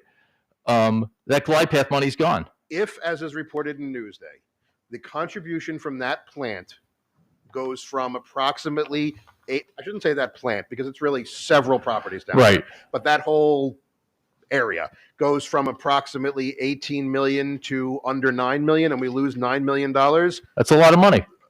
Yes, it is, and it's also compounded over that time. If it would be a 6 or 7 year plan, so really it would be, depending on how many years, depending on how fast it is, it could be a loss over that time period of anywhere from 27 to 35 million, depending on how fast it goes and how fast the scope is. So the answer is no, that 5.4 million would not have solved that problem no matter what. But I will tell you that this board has been anticipating that and knowing it's going to be for a very long time. We are very much aware. That's one of the reasons why we do long-term financial planning with the district. But sorry, Dave. Yeah. The so-called glide path money is not going to be available in 2025. There may be none left. There's only $1.2 million left now. Most of it's been spent, and the amounts they pay haven't really decreased. And that's been 6 or 7 years that we have been able to maintain our program, not just because of that, but with those supplemental funds to offset the shift in the tax. I got to tell you, the people in this community are going to be a big shock in 2025. I will tell you this, Jerry. I am thrilled that you have come here to talk about this because this is absolutely a reality. I don't know if you know this or not, but I have spent a lot of time this year going to every building parent organization, to the SEPTA community, to the Booster Club, to the art. I haven't hit the Arts Angels yet. We had our meeting canceled because of weather. But I've been to all of these, telling people this reality. This is a reality, and I'm really glad you're here to say this because during the last election, I know there was a popular slide on social media that said, LIPA is lies, LIPA is lies, LIPA is lies. And so you, of all people, to come here and tell us LIPA is really happening, I'm thrilled. Well, what is happening? I'm telling you the truth. I remain Everything I say is the truth. Any financial information I talk about comes from the district website. So I think, it might be good to do maybe a slide on the district website or even one of these meetings to really talk about what the impact of LIPA is, what's happening, where we've come from, where we're going. I mean, none of these politicians in Nassau County were going to touch this in an election year, which is why they pushed it off to next year. And you are absolutely also right that what happened 2 weeks ago with the change in county government is certainly going to be something that we're going to have to continue to monitor. We also employ, as you know, lobbyists for this district. That you have been critical of that, but also I think. Well, I guess I'm critical when I ask what have they done, and then there's no record of the work they've done. I'm kind of suspicious. I mean, we have. How many of us get to go to work every day and not produce any work product? They have. I mean, if you want to talk to Chuck Levine, call me. You want to talk to Mike Montesano, call me. I'll pick up the phone. I go, hey Chuck, it's Jerry. Hey Mike, it's Jerry. Jim Gahn. Hey, it's Jerry. Yeah, what do you want, Jerry? That is an. Hey, North Shore Schools need some help. You don't have to pay a lobbyist $50,000 a year. I'll do it for free.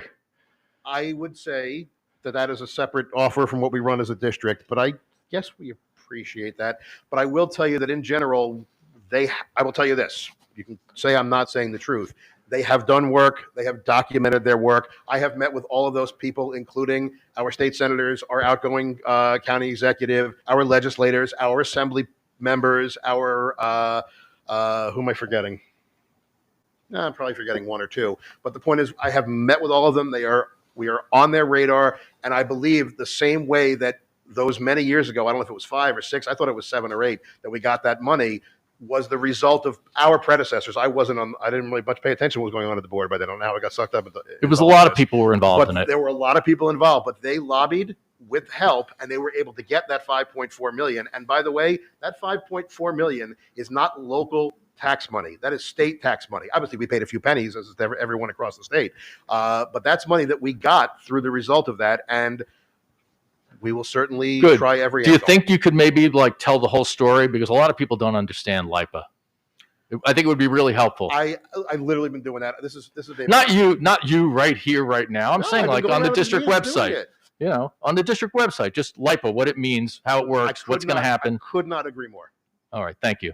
A lot of agreement tonight, Jerry. It's pretty good. I just want to say something, right? I think the actual tax revenue dollars have gone down from LIPA over the 9 years I'm on this board.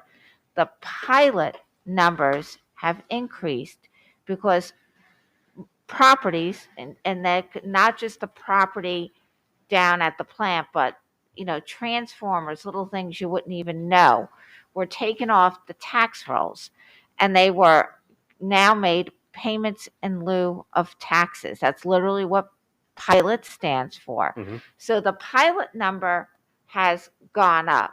The tax revenue number has gone down. The other impact of that is that the pilot is counted as revenue differently in your 2% calculation. So the fact that the item is coming off the tax rolls has a bigger impact on us. The tax dollars are better for us than the pilot dollars, and that's the reality. So you may see the pilot numbers have gone up, but the tax revenue dollars have gone down. And yes, down the road, depending what happens, and we know something's going to happen, we don't know exactly what it is because it's been in litigation for as long as I'm on the board about what is going to happen with these tax cert proceedings. And yes, where we could be facing a crisis and there's no fund that is going to make it up. But hopefully we'll be able to utilize some of those reserves that we have. So even if the TRS or the ERS doesn't go up, I think we can pay some of our obligations as we have in the past with those reserve monies. And we can argue back and forth whether that's a good way to do it or a bad way to do it. But there has been planning going on. You may not agree with the planning, but there has been planning that has been going on as to how we're going to offset that and ease the taxpayers' burden. We did recently get more money in a legislative grant, $1 million, right? And hopefully when and if that happens, we will, when a final deal is struck, that we will once again be able to prevail to get more money. It's not guaranteed, and it's going to be a tough pill for this community to swallow when the taxes go up. So, and I think when that happens, and what we have to be doing is looking at the revenue side and looking at the expense side of the equation. And there may be some very painful adjustments to make on the expense side when that happens. And that's really our reality. And just to build on that, I really think it's important, this conversation, we all know, as you have just spoken about and Paul spoke about too, there is a lot of division about a lot of issues and topics in this community, that we find ways to argue about a lot of things. But I think something that we all hopefully can agree on is that the preservation of the North Shore School District and what keeps it special is something that we all want to preserve. And so when that threat becomes less amorphous and more here, it's going to take this community coming together. I remember it's funny, I just referenced this a few minutes ago. I don't know how I got involved. I do know how I got involved. I came to a meeting, and it was at the Seacliff School, the first meeting I ever attended, and Dr. Melnick was there. I didn't even know who he was when he was talking. And he said that this is going to be a choice that we as a community are going to have to make. Do we want to preserve what North Shore schools are, or do we want to let it go and not have it be special anymore? And that's a conversation. I do feel confident that I know what the answer from this community is going to be, but how we get there is going to be a community conversation. So with that, Dr. Friedman. Roger Friedman, Seacliff. I have to say I'm confused and amused by the comments that I just heard. First of all, it's good to hear that our kids are lucky enough to go to Greece and have chaperones, and that the parents foot the bill. But my question is, did the taxpayers pay the $170,000 in legal expenses incurred due to the legal actions imposed by Paul and Jerry? Did the taxpayers foot that bill? That certainly is part of a budgetary item for legal expense. Okay, thank you. And I'm confused and amused by Jerry's comments about the legislative grant. For 2.5 years now, we've all seen the memes in the community about illegal fund balance.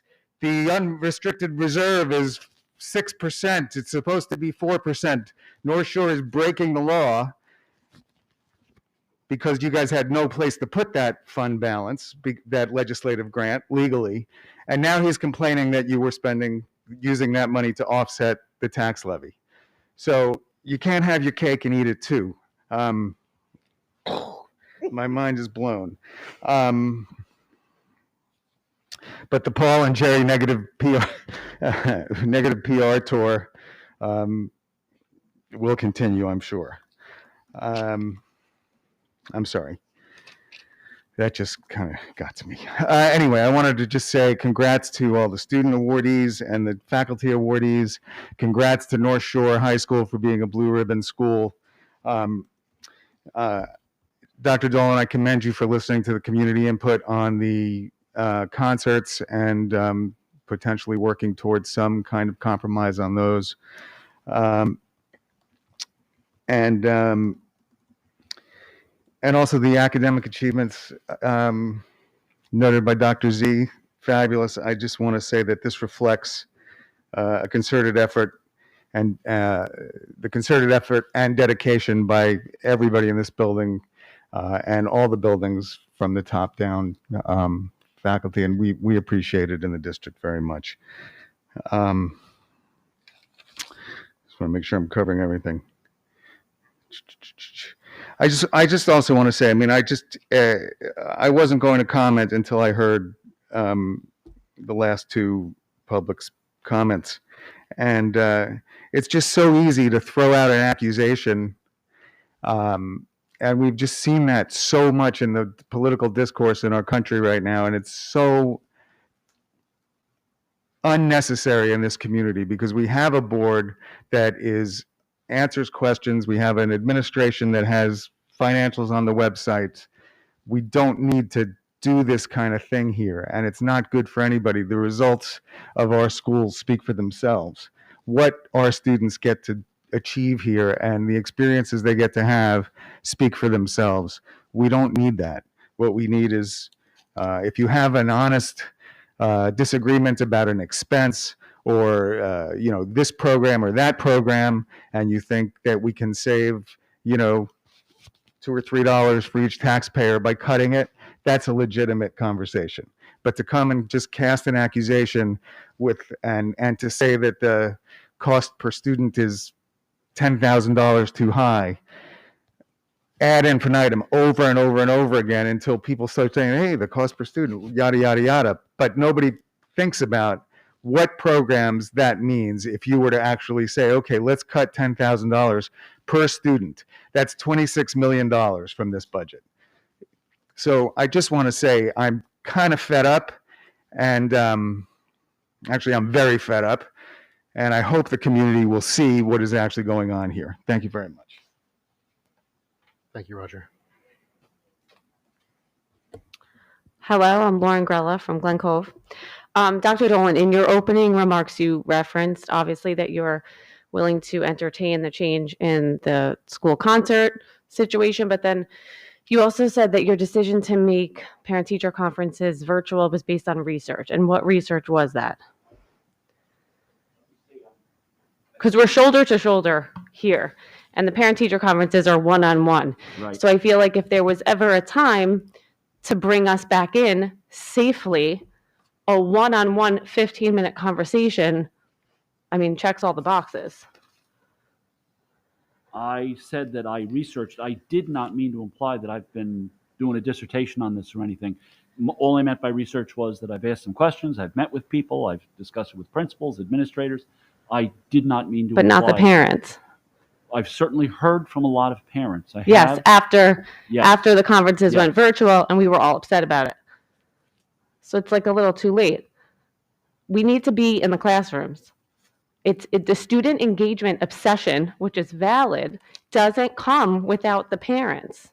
And I just, like I said, if we're shoulder to shoulder here, I can't get my head around it. So I don't know, again, you asked questions, but it seems very selective. You asked the question to the people that got you the response of keeping all the parents out of school for conferences. Actually, not everybody agreed with me.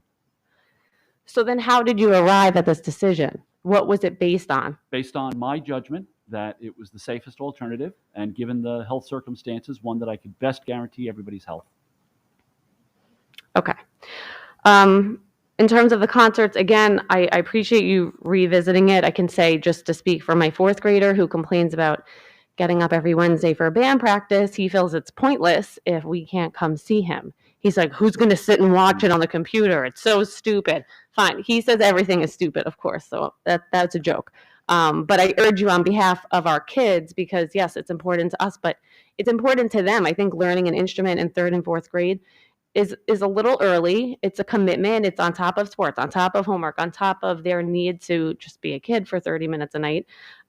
It's a commitment, and they should reap the reward of a proper concert, for sure. Going to do my best tomorrow. Thank you. Last thing, the sinkhole in Glen Head. What's the plan? I know the process is complicated. I could probably speak to it in detail in terms of excavating and replacing and blah, blah, but like, it should have been scheduled already. Maybe it is. I'm going to let them answer, but I'm not shrugging like, I'm shrugging like, that's like the last thing we needed, right? I know. At least it happened after movie night. I know there were, I mean, you don't know when these things going to happen, but there were, no one got hurt. I know, but photos indicated literally people were sitting right there. I know. Yes. I know. Yes. But I think Glen Head needs their grass. I know Glen Head needs their grass. So is this, have we planned to remedy it? Absolutely. We've already contacted Bowler Engineering. Representative has already been there to investigate it, and I have an attached report, bear with me, that talks about the repair from Bowler dated November 8th, 2021, indicating that they've examined it. They're the ones who actually put that fence around it. And I'm looking for a time frame for the repair, which I know that they offered us. I think we have to get the bids. All right. I think we still have to go out to bid. I didn't see the Yep, time. they have a recommendation to repair the damaged dry. On November 8th, we received a recommendation on how to repair the damaged dry well, what to do with it, and I know that John Hall is in the process of finding vendors to take care of that work. He's gotten some proposals. Okay. So we'll be moving very quickly. Yeah. Okay, great. Thank you. The kids And are excited. we're looking to utilize the repair reserve to pay for that. They gave us a specific recommendation on what the repair should consist of and how Yep. we should do it differently. And given the Maybe an right email now that to we have now. an email to update us parents would be great, because of course now I know, so I can share it with my son, but it kind of, we know it takes time, but if the grass is going to be out all year, that's like really disappointing, I think. I see someone behind you who's raising his hand and would like to mention it also. Sorry, just in terms of introductions, I'll say this is Dr. Rufa, our principal from Glen Head. Hello, Dr. Rufa. And actually, if you're going to say, please use the yeah, microphone. if you're going to share info, come up all the way to the mic. Hi, how are you? It's nice to see so many Glen Head folks here today. What I will promise my parents is, as I did when I sent out the first update regarding the sinkhole, I will share some additional information that we just recently got from John Hall about the process that is taking place now to look for contractors to begin the repair work. And as I do every Friday, I will continue to update you as more information comes my way. Okay? And we do have a construction steering committee, and I feel your pain about the Glen Head field because it was out for a year when my kids were there. And then the retaining wall fell that we put up, and that had to go back up. So, yeah, it's been a problem, that field. So, I know the kids need to be on it and how important it is to that school. Please, thank you. Hi, Tony Curran, Glen Head. Ooh, that's loud. I just want to make two quick comments. Dr. Z, thank you. We're finally going to have a curriculum. I just wanted tomorrow. I've been waiting for this with bated breath. I'm excited because I told you at the last meeting that I was going to hold you to it. So I'm glad. The other thing I just wanted to touch base quickly on is the whole homework situation. I spoke to Dave last meeting off the record. I was at the PTSO. Well, I just want to say, it wasn't off the record, but it was after the meeting. Well, So it was after the meeting. It was a so casual it was kind of like conversation, a but- casual whatever. Sure. I expressed my concerns over it with the homework. I know some people are having a hard time with it. Some of the students, the fifth grade, the incoming sixth graders. Maria can attest to this. Last night at the PTSO meeting, she was there as a parent, so I'm not going to put her on a Board of Ed member spot. But Mrs. Imperial made us all aware that if there is any issues with children as far as homework, there is a homework center, there's a math center, and there's a science center. So I just wanted to put it out there to the community that there are resources available if their children are struggling in the middle school with homework. So I just wanted to put it out there. Thank you. Thank you. Tony? I actually I wrote down all the supports, and I don't mind being called out on this one because it was really impressive.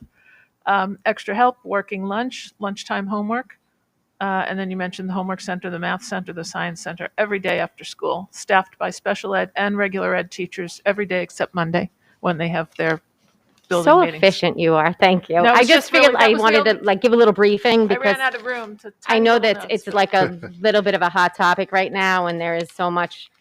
But I appreciate you saying before that it's not a black and white situation, and homework is a matter of perspective per child. I've told you this at the last meeting. I have two children, one who is advanced, one is struggles, has an IEP. I'm not going to get into the whole personal situation, but as far as homework, I said to you, I'm not seeing what people are seeing. Again, it's perspective. So I think we need to have a balance with just like everything. And the guy who was here talking before, we do need unity. So let's work on that. Especially let's stay away from the division. There's enough of that. We all know there's a lot of community issues within the different schools. And I think communication, I always talk about communication with the board and administration is super important. And I think people need to realize that if there is something going on at a particular building, their first course of action should be to the administration. Let them have the opportunity to correct the problem, fix it, mitigate it, however you want to, and then address the board and the super. So I appreciate that. I appreciate both of you going to the meeting. And I appreciate the message that, our building leaders are there to work with parents and deal with these student issues as a first level. yeah, I mean, we talk about let the teachers do their job. Let the teachers do their job, please. Yes, there's Extra help. There's yeah. extra help and exactly. Anyone else for public comment? Okay, I appreciate it. This was a good dialogue tonight. Thank you very much. You are, as everyone always is, welcome to stay for the rest of the meeting. Or if you're going to head home, you can always tune into the live stream. But we are going to continue with our public meeting. And we will move on to action item 11, which are our various personnel items. Is there a motion Motion. and a second? Second. Okay, this is A through L. Are there any questions or comments? I do have just a point of information. I'm Yep. just sorry that this has come up. Not at all. It's my proofreader's eye. I noticed on the two amendments that I'm just curious why our district is listed as Town of North Hempstead. Are we Town of North Hempstead? No. Both town of Northampton and town. I mean, it's weird that that's on there like that. We are a little bit of town North Hempstead, down by me. Yeah, but that seems. I mean, I know it's not germane to the content. Hold but on. it was- I will tell you. Give me a moment, if you would. And it is F and G. Yes.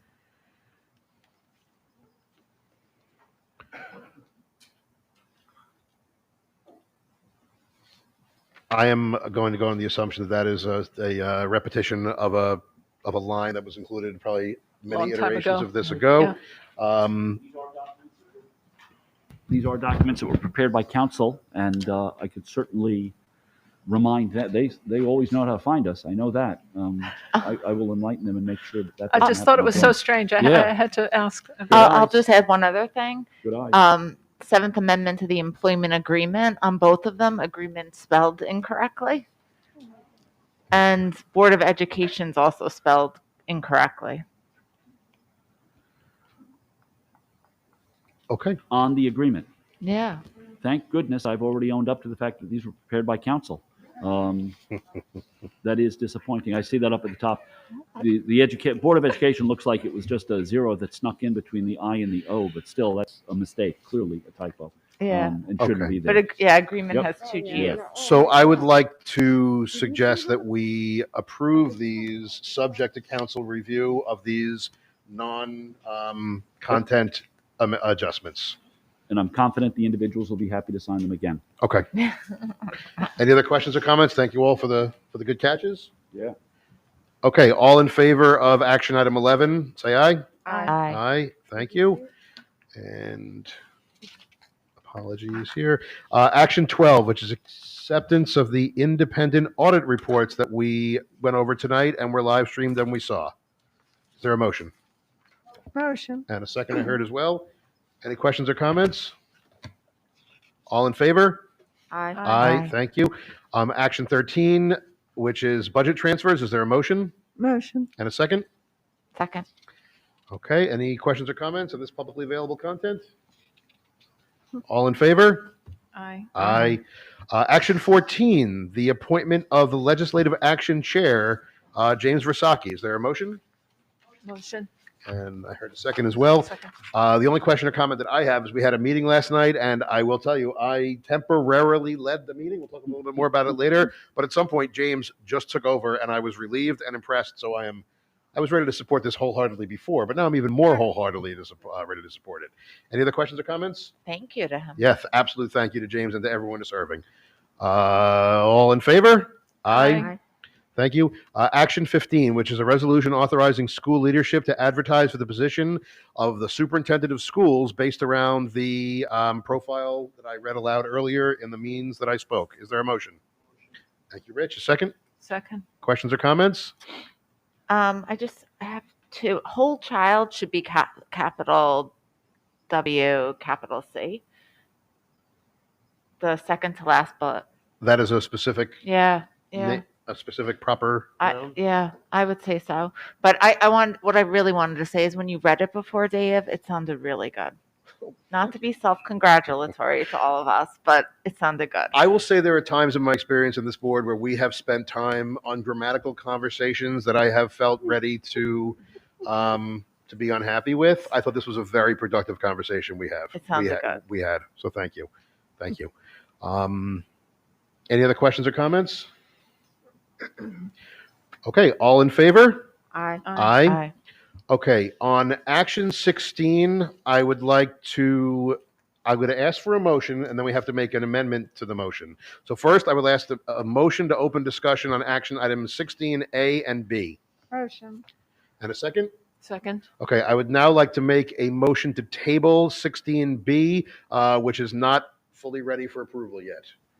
Is there I'm gonna ask for that motion. Can I just I point so out that moved. there's a typo possibly in that one too? So when we, Uh, I don't know if that should be before or after we table it. let's take the motion. Table. You do it later. Yeah, let's take the motion. Yeah, it's tabled. So that could just be something I that was we like, can I send so an email. move. You so move. Is Second. there a second? Thank you very much. All in favor of tabling 16B? Aye. Aye. Thank you. Questions or comments on 16A, the amended motion solely? All in favor? Aye, thank you. Action 17, which is the approval of special education agreements, A and B. Is there a motion?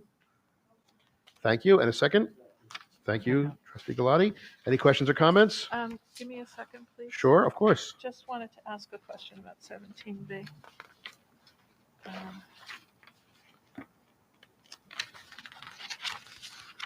I'm sorry, you guys are moving so fast. Give me No, I'm sorry. That's one fine. more moment here. I'm going to bring it up here. I think I have a note. I'm just wondering, and this is not a typo, this is a real question, sorry. On Schedule B, which is the fees, Trying to do this from memory. Get it up here. Come on. Where are we? 17B. 17B, the Schedule B, which is the very last page of it. Just curious, I don't understand the tuition rates. The 2-month tuition rate and then the 10-month tuition rate is way more than 5 times the 2-month tuition rate. I'm just curious about the math. Yes, because the 2 months, the state funds about 80% of it. So we are only responsible for 20% of the cost. That's Thank why. you. That's it. I'm just Okay. curious, did you ask Olivia that question in advance? I totally did not. I just am always impressed, Olivia, that you were able to answer an arcane question like that. Thank you very much. Thank you very much. Are there any other questions or comments on 17A or B? Okay, all in favor? Aye. Action 18, which is the approval of special education services agreements. Is there a motion Motion. and a second? Second. Okay, any questions or comments? I just wanted to note that these are all agreements for which we are the district of location, which is responsible for the services provided by private schools in our district, for which we then seek reimbursement. This is another example of where we incur a cost that comes out of our expenses, shows up on that top line number of what we have to spend. It's reimbursed to us. So it's not actually a cost because it comes in on the revenue side, not covered by the tax side. But again, we talk about all the ways that that cost per student number by taking the raw number of overall expenditures and dividing it by our number of students is inaccurate. This is one of many examples. We went through budget season, and one of our 3 budget days, we found $4 million of those expenses as we tallied them up as we went. This is just another one. We talk about how that top line number dividing it by our students is an inaccurate number. This is just another example of why we're following the law, and this is just the way this goes. Are there any other questions or comments? All in favor? Aye. Thank you. Board committee reports. Action 19. Who's got a board committee report? Andrea, I see. Sorry, I saw you first. I'll do wellness. Lisa and I attended the wellness meeting. We had some new voices at the meeting. This year, we really made an effort to reach out to more students and to add some parents to the committee. And we were able to do that. And so we had some a diversity of student voices, a new high school student, a new parent participant. We talked about, guess what, homework. We also had the mental health staff of the district. Many of them attended the meeting, so we got a chance to hear their input regarding the homework. And then we also briefly discussed the wellness policy, which we're going to be looking at this year. It's currently very focused on nutrition, and Lisa provided some suggestions that we're going to continue to talk about, where maybe we make it more mental health focused, and also have a portion devoted to well-being and engagement. Thank you so much. Maria, did you? I was going to offer to report on LAC, but perhaps you'd like to. I found this folded up piece of paper in my wallet, but if you want to go, by all means, Maria, that would be great. Just going to mention that I was just going to mention that it was a very good first meeting, really productive. We, welcomed 5 new members to the group, and did introductions. We had a brief review of our bylaws, and asked all members to really familiarize themselves with the bylaws before the next meeting. We reviewed all our dates coming up through the end of the year. And then we talked about in quite some length, the important part was the review of the BOE focus areas, the areas that this group identified to have LAC work on, and spent quite some time fleshing out what each one was about. That was the point at which it got exciting when James jumped in and said, well, shall I organize who's working on what? And Dave very happily gave him the reins. And we, consolidated a couple. It was a pretty ambitious list of focus areas that we want them to work on in the not all that many meetings remaining in the year. So consolidated a couple of them and started to talk about possible assignments. But we're going to give everybody a chance to think it through, do a little more work on their own, and get back to James to put together these groups. We're also going to invite our DHC lobbyists to come to the next meeting of LAC so that we can get some real direction from them, some more information, have an in-depth conversation about the work they're doing on our behalf, and be better prepared to pass information back to the community. So lots more detail to come, but a really productive meeting. That's great. And I want to express my thanks to Dave for spearheading it on my behalf. I'm supposed to be the board liaison. I am the board liaison. I will be the board liaison. Just couldn't quite be ready for the first meeting. So very grateful for his help. It was great, Marie. It was great to have you there. We had Thank full you. attendance. Dr. Dolan, it was helpful also. I have another comment, but I'm going to bring it up in old business because it really is. That's new business, actually. So we'll move on. Thank you, Maria. Other committee reports? Lisa, please. I have construction steering, but can I make one comment about wellness before I start? Of course. I just want to clarify one point that Andrea said about the policy, because I do want to say that the policy that is now written is excellent. It's, it includes all of the requirements about nutrition and physical activity. So I don't think we need to change that part of the policy I at didn't all. mean So to I say just that. wanted to clarify that, we're going to probably add on to it We should use that as a model for. We should for the well-being and mental health portion. And I'm sorry, Lisa, just Sorry. point this. Okay. Just the microphone just pointed at yourself. Is that better? Oh, that's so much better. Oh, Yes, okay. thank you. So construction and steering, we met on October 26th and we welcomed new members, and I thought it was great. They asked some really thoughtful questions, so I want to thank them for volunteering. We talked about the planters by the high school entrance, which were defective, so they are being replaced, and our architects were looking into potentially shorter planters and ensuring the plants weren't tall enough to obscure the vision of drivers. We talked about cabling, which is complete, and there were no issues with the switches and cameras, and also about security and ensuring that our data is absolutely secure, especially given what happened in Manhasset. So our data will be stored in the cloud to make it more secure, and we also instituted more stringent measures to protect against ransomware attacks. We talked about the energy performance contract, which is moving forward with a July 22 start date for phase 1.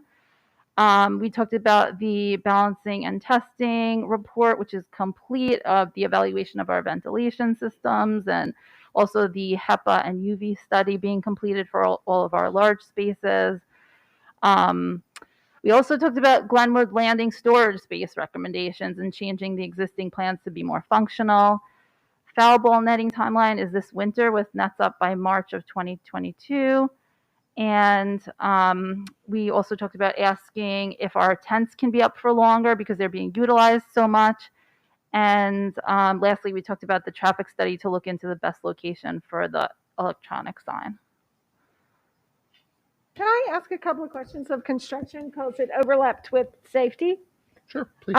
So in safety, they also referenced the balancing and testing report and indicated there were a number of our HVAC units, I'm guessing univentilators, that did require repairs. Do we know how many we're talking about or the scope of that? So I actually asked for the report, and they said that it wasn't ready to be distributed to us yet. But John Hull was working on it, and we would get it. I'm trying to think if he gave us the actual numbers. Do you remember? No, he I don't didn't. I think so. they're completing it. I think there were some, and I didn't think it was just the univents. I thought it was some of the HVAC equipment itself, or bigger equipment for larger spaces. It could have been most of the balancing that work. needs to. I mean, I could have misunderstood that, but that I think there were univents and there were also HVAC units that are ending their useful life that may need That too, more but most repair. of the balancing was Right. on the univentilators in terms of The sheer majority, yes. scope of work. And we've been talking about this report for months. It is complete. It did say And I've that. written it down, and I'll get an update. Likewise, a long lingering thing is like the discussion about HEPA versus UV for the large spaces, which seemed timely because people are talking about having concerts, etc., or basketball games, and I don't think people realize that our large spaces, auditoriums, cafeterias, and gymnasiums don't have the ventilation or the filtration that our classrooms have, making them an entirely different risk calculus. So I was wondering where we were with that. Well, I just want to correct that because I think whatever we're doing now, we're going to put the HEPA filters into the units. And we're looking to see where we can put we can retrofit the HEPA filters. That was part of, I think, what was going on. Right. I'm just saying the we don't have balancing. them now. We're trying to No. figure out. No. But the balancing wasn't about HEPAs. That was about MERV 13. Right. So Yes, the but unit a part of the balancing was also looking at the HVAC units as well. I think a it was HEPA two filter. separate. I No, think the- the balancing and testing was the univents, and then he did talk about. You're right. He talked about the HEPA and UV study, which was like the second portion of that. And my notes say large spaces, so I didn't write down any timeline on that. I'm trying to think if I don't remember. Like I know they have been. We talked about it. We talked about how in some rooms HEPA was viable, in some rooms it wasn't. We had to use UV, so they were definitely looking into it. But I don't think we got the complete report. I'm of not that suggesting the balancing and testing was part of the HVAC units, but I Yeah. think when they were doing that, they were also looking at the HVAC units to see which units could be retrofitted to put the HEPA filtration system inside the unit. I think you mean the MEF 13 inside Pardon? the unit. Inside Sorry. the units, we Inside can usually the only unit. get up to MERV 13. Like the only way to get all the way up to HEPA is with the independent units. But it's been going on for a while. I think the point Sarah's making, which I want to agree with, is we got some big spaces. We need to figure out how to do this at this point. And Because people want to use them and we haven't fixed them. And the additional inquiry I have is, what's the timeline? You'd like to know what the Yes. timeline is and when And it's I going mean, to be I done. do think this HEPA versus UV thing is important. And when I was still in construction, to some extent, we were trying to look at like what's cost effective, because it is very hard to do these big spaces right. But there are some advantages. UV is only going to kill germs that pass through that unit with the UV, right? HEPA can capture the germs and can capture all of your other indoor air quality problems or outdoor air quality problems, depending on how much outdoor air we're bringing in, which are significant. Like the particulate matter where we live is too high. So the long-term studies about productivity and health tie much more to HEPA units than to UV units. If in terms of like that silver lining look at what we're doing, UV deals with the pandemic, HEPA deals with a lot of ongoing chronic conditions. Right, but the problem with the HEPA filters is the number that you would need in those large spaces and where do you put them safely. Absolutely. So that's why we're looking at the UV. We've been looking for a year and a half at this point. Yeah. So I think I think the administration is hearing us. We're ready to start putting something in with a great recommendation. So let's get us closer to that. Okay. Thank you, Sarah, for pushing a little bit of a CSC FOMO, but I'm glad you brought it up. Sorry, construction steering. Hard to let go of construction. I- But anyway, I'm willing to let go of safety because I was not the only trustee there. Who would like to do the safety report? You can do the safety, Sarah. I'll do the policy report. You want me to? Fine. I'll jump Deal. in. I'll jump You in do with policy. I'll do safety. I'll jump in with policy because it's a blast. So this year, she means yeah, we're going to be looking at the thousands, which is community relations, the 2000s, which is board operations, and the 3000s, which are school administration. We were just talking about perhaps looking into the creation of a climate change policy as well as a suicide prevention policy because the school does not have one. We did some reaching out to NISBA to see what they had to say on it. We also were curious about the compliance of our policies, and we reached out to NISBA to see what their recommendation was. In the meantime, on the North Shore website, we have put a policy committee notice looking for the community to provide any feedback or suggestions to those 3 series of policies. And there are dates that correspond when you can provide your feedback. So the first one would be for the Series 1000s, the Community Relations Series, and we would like your feedback by December 15th. And of course, all our policies are accessible on the website, and you can send your feedback to policy@northshoreschools.org. Great. We should just add that Dr. Z put that Yeah. notice out almost, as Yeah. we were having the meeting. So it was Thank you. almost instantaneous. Can I also ask, and I hesitate to do this, but we're starting to migrate more toward board docs. Can we add the policies to the library on board docs? Thank Well, you. that's a good idea. That's great. Yeah. Okay. Not bad. Safety. I'll do it. Okay. The safety committee is fabulous and actually has really robust attendance. And here's where we are. We have wrapped up the approvals on our emergency response plans. We talked a little bit about the fantastic number of drills that the state requires us to conduct and how many of them have to be done by the end of December. We're talking fire drills, lockdown drills, evacuation drills, etc. Of note, we do an early dismissal drill. We do that the day before the Thanksgiving break, so that's next Tuesday. Building principals have been sending out emails, but give or take, kids get out about an hour early so that we can practice having to sort of move kids out of the building in a different way. And then once we do that, the buildings actually meet and discuss how that went and if they have to make changes or adjust it. And it's very much a learning process there.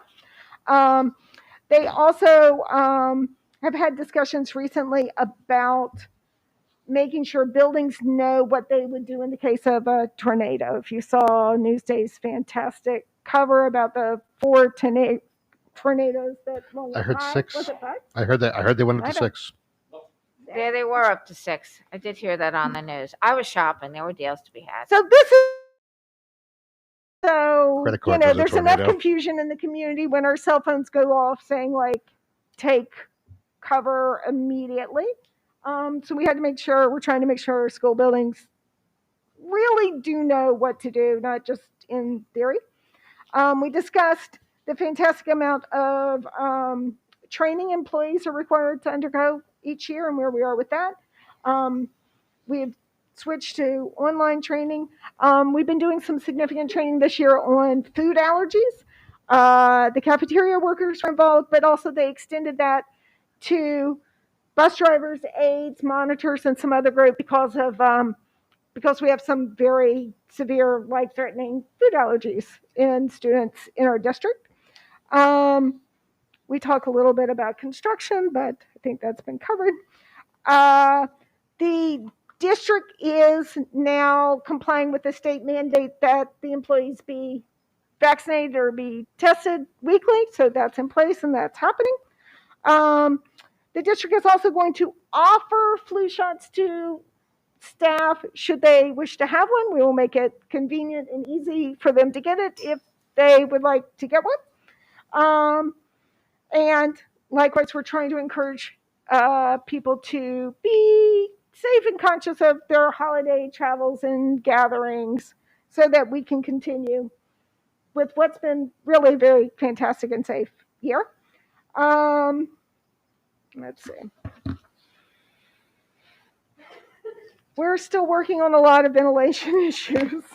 Our buses are still operating with the windows cracked so that the airflow through the building to the buses is safe. There's tremendous amount of discussion about problematic intersections where people tend to blow through stop signs. It's really a standing issue, as you can easily imagine, for the safety committee. So there was a lot of discussion about stop sign at Scudder's Lane. One of the committee members reached out to a contact at the Village of Roslyn Harbor, and there'll be a lot of discussions there. Also, discussions with the POP officers on that intersection and some others, and they've absolutely agreed that the intersections are problematic, and time permitting, they're more than happy to try to help patrol them. And some committee members reported that they have seen patrols there from time to time. Let's see. I think that's what we have there. That might be it. All right, well, thank you. Are there other committees that I missed? Surely now. Busy month, I know. Well, this is the time of year. I thank you. We will now move on to other old business. Tom, homework is bulleted. Do you have other? Well, I bulleted it because and I'm so appreciative. I'm sorry she's not here. Tony Curran really gave my message already. The board has already heard my request that should there be concerns about homework, please encourage parents to go first to the first to the teacher. Give the teacher a shot. And the building administration is so anxious to solve these problems. And the example I'm going to hold up is the work that Jen Imperial has done over the last couple of weeks. I know you heard some of it at the PTO meeting the other night. This morning, I received a wonderful email from a parent who acknowledged the work that Jen's already done over there. They want to hear the concerns, and they all want to address them as well. So, as Tony said, give us a shot at it. And in terms of effectiveness, I think that we are the first line of defense, and we should be the first line of defense.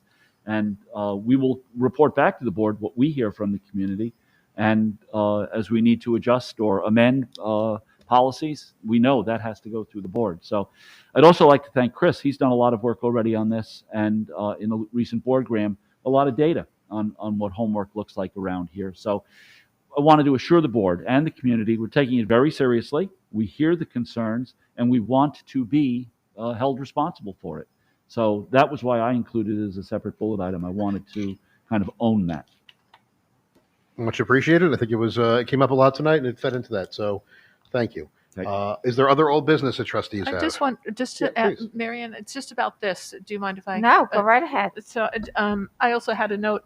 I was going to chime in on that and was so happy that Tony mentioned that Jen gave a great presentation at the PTSO meeting last night. And, to any public that are still listening, I wanted to say that it was a great meeting. It was the first one I've been able to attend this year, and I'm going to try my best not to miss any more of them. I hope that more parents can get out for some of these meetings from our parent organizations. They are really full of great information. I was going to mention one other thing. I guess you did already emphasize it. Just that plea that any parents having trouble, wanting to report their children having trouble with homework, get to the teacher, the counselor, the administration at the building level first. They are ready. They're doing so much work already on this, and it was a very impressive presentation. There was one other thing, I'm sorry, that I wanted to mention that happened. Darn it. Do you want us to come back to No, you? it's okay. I think we're covered. We're covered. Thank you. Marianne, did you? Old business also. Can I just finish on the homework thing for a second? Oh, okay. So Yeah, sorry. let's cover all homework. Yeah, and then sorry. you're up. I just wanted to thank Chris because his report was very thorough, and I know you've been doing an enormous amount of research and speaking to all different stakeholders, and I want to thank you for that because I know you're the one sort of doing a lot of legwork and connecting all the dots. So thank you. I second that, and I Yeah. remembered the thing I was going to say, which was just that there was an extensive conversation in this meeting last night about homework, and it really illustrated why it's so important to start with the frontline people instead of the board, because there was at least 8 people spoke, and in turn, each one was expressing a different issue that their child was having. And there was, Jen kept making the point that there's no one better able to address that, on a student by student basis than the teacher, the principal, the counselor. But Maria, it should also be stated that some of these issues are systemic.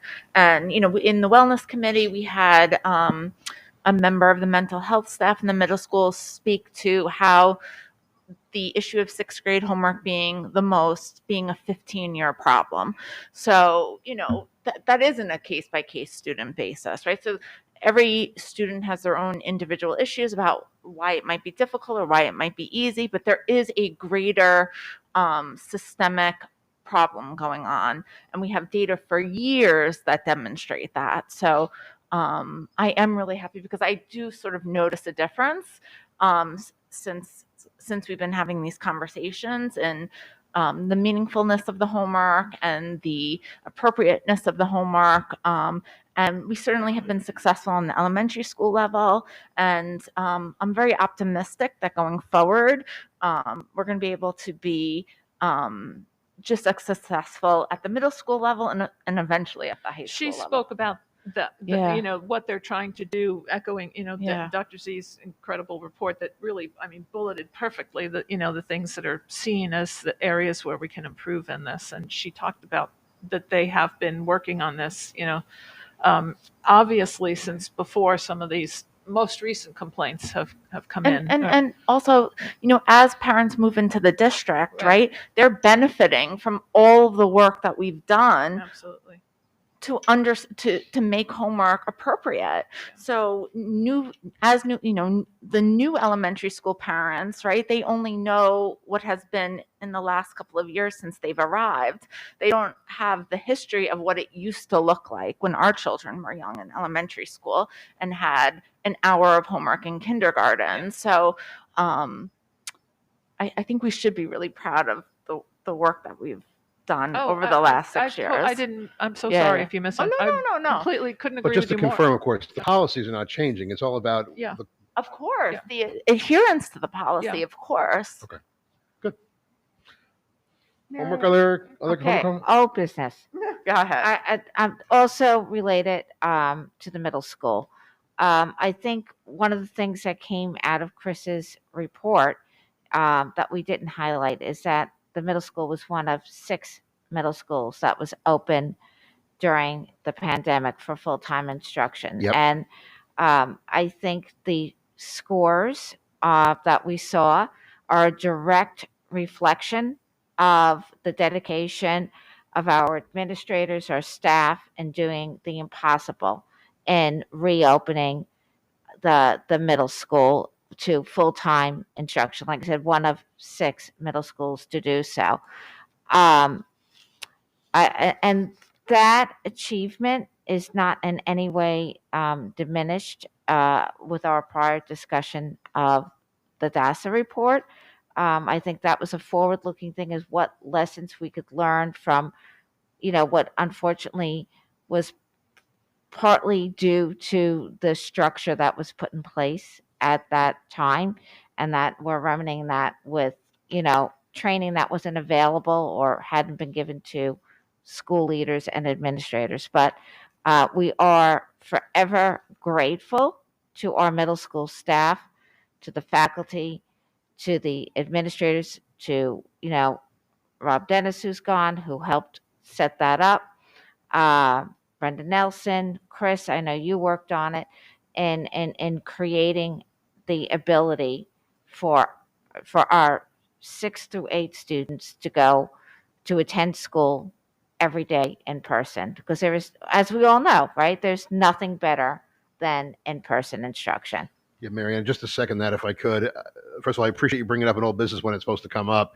And yet I also regret that there wasn't still an audience to hear that, because when I talk to friends in North Carolina, in California, in other places on Long Island, all over the place, they do a double take when I tell them that we were able to do that. And I say, like you said, we all have full-time jobs. It's the staff and the faculty and the administrators who made it happen here. And it really was an achievement. And we're the envy of almost 99.9% of the country that we were able to do that. Forget about the county, and it's worth recognizing. So I thank you. Other old business. New business. New business. Sure. I'm on a roll. New business. So I have been hearing, um, and it's across the district and it's across building levels, and that there is a feeling amongst the faculty and staff that their ability to correct behavior has been lessened. And I repeatedly hear that it's a result of board policy. And forgive me, I didn't have the opportunity to look at the board policy. I know there is a board policy on student discipline that we looked at several years ago. We haven't looked at it recently. But in light of me continually hearing, it's the board policy that has taken our authority away, and these students don't feel that we have any ability to correct unacceptable behavior. So I would like the policy committee to look at student discipline. I think it also fits in with a follow-up on DASA, right? It all fits together. And just I would like to refresh my recollection as to what the guidelines are. And if the policy, I think it's appropriate for the policy committee to look at that first, and then to bring their recommendations to the board. Thank you. I agree. If I could. Oh, please. The first thing we'll do is we'll check with NISBA to see if there have been any updates. It is an area of the law that changes frequently. But while you're mentioning it, if I could, I do want to also let the board know, and I'll follow up in writing. One of the things that we promised that we would follow up on was some 3214 training. That is Commissioner's Regulations 3214 related to discipline and suspension practices. Mhm. And in fact, that took place this week. Oh, good. An attorney from Fraser Feldman met with us for an hour and a half. I thought it was a great session. He was very, very obtainable. Everything he said It was excellent. made As a sense. principal, being a principal, it was excellent training. Yeah, gave us some real strong guidelines on the letters, which, as you know, are critical to that process, and offered just some nuggets of wisdom that I know the principals walked away with. So we are well on our way to addressing that, and we'll also look at. I wish I remembered the number off the top of my head, but there is a policy on student discipline 3100, maybe, I don't know, but we will take a look at that, and I will ask NISBA first for an update. Thank you. Which one? Oh, there was an attorney from Fraser Feldman who has a real interest in the subject. I know I've worked with him before, and he's been a hearing officer, and he was intelligent and articulate. Made some points that I know people walked away hearing. For example, one of the critical aspects of student discipline is that once you make that mistake, you can't reel it back in. Once you neglect to have that hearing, for example, upon the occasion of a suspension, once you forget to do that, there is no making up for it. And the Commissioner of Education has been extremely strict in saying, no, here are the rules. You got 24 hours to get that letter. That doesn't mean 25. He was so forceful about that, and our principals heard that. He went through letters specifically, line by line, on what our letters need to say in the event of a suspension. He clarified some misapprehensions we had about the difference between in-school suspension and out-of-school suspension. Out-of-school suspension is regulated by 3214. In-school suspension is not, nor is bus detention or bus suspension. So he was able to be very helpful with that. It was a great presentation, and he followed up immediately by sending us a number of other documents, a copy of the presentation. In fact, I will send a copy of the presentation to the board. I know you would find it interesting. It's also fun for anybody who enjoys law to hear reference to cases like TLO versus New Jersey and Bustamante and these little very, very important cases that absolutely have an impact on school anytime you're dealing with discipline. He was also ultimately practical. Do this, don't do that. There was not a lot of theoretical conversation going on. So that was done on Tuesday, I believe, of this week. Is that still this week? Holy cow. Yeah, it was Tuesday of this week. Thank you. That's great. And as you know, the DASA training's already been done. The DASA, so that's two of the three things that we promised. We did get the slides of the DASA training. Yep. Other new business? Yes, please. Yes, ma'am.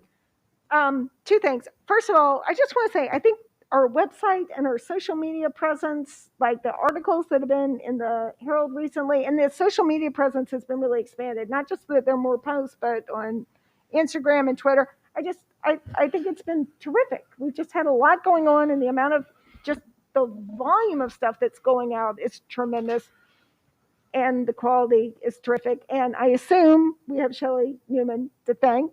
So thank you. Thank you, Shelley. It's really Thank you, Shelley. remarkable. There's been a lot. And I will going tell you, on. I'm sorry to interrupt you, Sarah, but when you I see wish those you- articles, I feel excited. I get excited. I'm ready to get going. So sorry, Sarah. And my personal favorite was the one with the math kids, the kindergartners outside with the interactive creative math. I don't even know what it was. It was fantastic. Those are our kids. It's not me.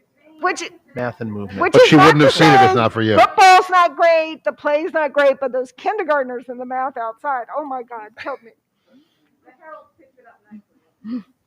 And the second issue is much less uplifting. So, as many of you know, RXR owns the Engineers Club, which is in our district, and is planning to develop a portion of it. And currently, I think the proposal, I'm not going to get it exactly right, but let's say it's 94 townhomes / condos on some portion of the golf course, because they want to maintain 18 holes, but they're going to build these multifamily units. And where Back Road hits Glen Cove Avenue, they're going to build out that intersection, and that's where all of that traffic will come out from. So the process is in the hands of the Incorporated Village of Roslyn Harbor, and they have been posting things and having hearings. What is currently happening is, I may not get the phrase exactly right, I think they have posted their draft scope of what they're going to do for their environmental impact studies, and comments are open until maybe December 3rd. I think this opportunity to make comments is something that we should take seriously as a district, and certainly feel free to do so as individuals. We already have a traffic problem. It will impact us. These will be children coming to our district. But besides the traffic issue, when you look at it, they're using some sort of classic developer angles in which they want to reject the use of studies that people normally use for multi-unit family dwellings to predict impact. And instead, they want to claim that the model should be the Ritz-Carlton development that was built off the LA. Where is that? Yeah, Off near Shelter Rock or something? yes, it's on They right wanna- when you're by Shelter Rock Road. It's right there. I thought that was for older adults. No. Or I don't even know. No. But they want to claim that, they want to use that to predict how much traffic and how many children, et cetera, will come. It seems like a scam, basically. I think it is something that we should take very seriously, and Can I pick? weigh on in an official capacity in some way.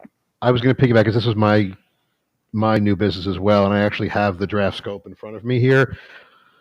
Proposed multifamily residential unit includes 92 condominium and townhouse-style residential units arranged within a 5-story manor house with a height at its highest point of 80 feet and an average roof height of 68 feet, and a series of 4 and 5 unit townhouse buildings with a height of 2 stories and 38 feet, having 3 or 4 bedrooms each, etc. Who's going to live And there? I think the other part of this, Sarah, I'm not going to go anywhere near saying scam on this camera, but I will say that typically when they get approval to work around for quote unquote a part of the property to quote unquote preserve a golf course, once that approval on the part they're using has been obtained, typically in situations like this, the continuation of the golf course is not always in all the future plans. So I was going to suggest this would be something to add to our LAC plate, but I don't know how fast we can do it. Yeah, I agree. The time frame's problematic. And in the past, where we waited on something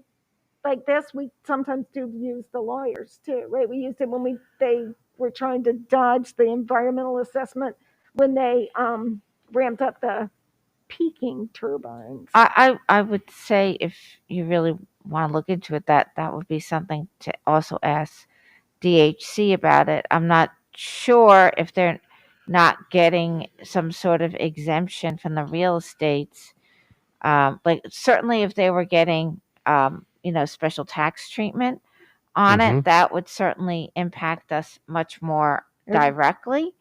It would. And I did look at the IDA projects to see if anything had come up yet, and I didn't see anything yet. And I do think that could be a standing And I thing to think keep we an eye should, on the IDA. yeah, we should look at that because that is when you get the comment that would be directly in our wheelhouse. The other, I'm just not sure as a school district how, I mean, maybe individuals want to do it.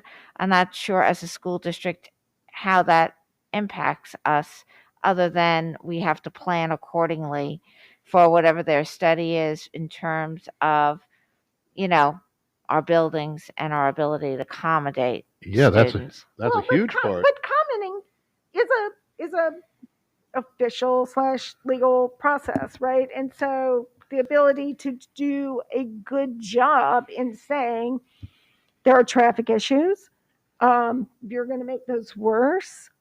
We need you to look at X, Y, and Z because sometimes pedestrians here get hit by cars. And not only are you increasing the traffic, but you're going to be sending kids into the district. And very specifically, your scope has to have a plan to deal with that. Is an example. But I think there are people that know more about it than we do as individuals. I'll follow up with DHC. I'm going to talk to them tomorrow anyway. But my experience with this has been that they vastly underestimate the number of children who might live in these properties. Yep. Whatever the number is that you say deliberately, I'm not saying they're doing that in this case, but I've seen that in other cases. RXR claimed there were going to be 3 children moving into that Garvey's Point development. And that is an immediate concern for the school district. That does impact us very directly. If we know of the hearing dates, we can certainly do something by writing. And I know of other occasions where school administrators have attended those meetings and actually been well received. And if they're building 3 and 4 bedroom townhouses, I think that is not something that the town of Oyster Bay should be giving away tax breaks for that development as they did in Glen Cove. So I'd like some research into that as well. Because they got to pay their fair share. But the clock is ticking on being able to respond to this. And I believe that. But there should be. I believe they have to respond to the comments. If they're getting an IDA, right? We don't know. But there should be a separate comment period for the IDA. But what we've learned through, what we learned through Carrie Ann, right, is that IDA comment period is very, very short. They do it on very short notice, and it's not well publicized. It's like that postcard that's under your doormat that you have no idea, who it's from. So Or I like the think meeting that's last night, something. we're all finding about today. Right. Like, yeah, we should find out something about, I would definitely put council and, DHC on finding out if they're getting an IDA. If we're going to talk IDAs too, I have to tell you, with the bank vacating some of these buildings, I'm very concerned that whoever moves in is going to be all over the IDA about getting a massive tax break. Because here's the example, and this was actually referenced in the audit in the footnotes because now a couple of years ago, the GASB shift was having to document basically what you're losing through pilots. And the current example is this property that's like 119 Glen Cove Drive, which is a very nondescript building. But basically, London Jewelers went to the IDA and said they wanted to consolidate their headquarters and they wanted to purchase this property and they would add a few jobs, et cetera, et cetera. And so instead of paying $93,000 in property taxes, they pay $15,000. The loss to us is only $47,000 because part of the loss is to, not just to the schools, but to other entities. And this was just basically by asserting that if they didn't get this, $80,000 tax break, that London Jewelers was going to move to another state. And so they go, oh, okay. So, so I think given the turnover in those buildings at, the Four Corners, it's definitely a time to keep a very, very close eye on who's in front of the IDA. Because that money isn't gone, right? Like, Yes, the the tax, IDA didn't give us the the tax money pie stays the instead, same. right? That's If someone why else's it's just slice is someone else larger, has your to slice pay is it. smaller, and vice versa. Correct. Okay, so the district is going to. Got it. Any other new business? All right, Sarah, you saved me from mine. So at this point, I will ask for a motion to adjourn. Motion? And a second. Thank you. All in favor of adjournment? Let's do it.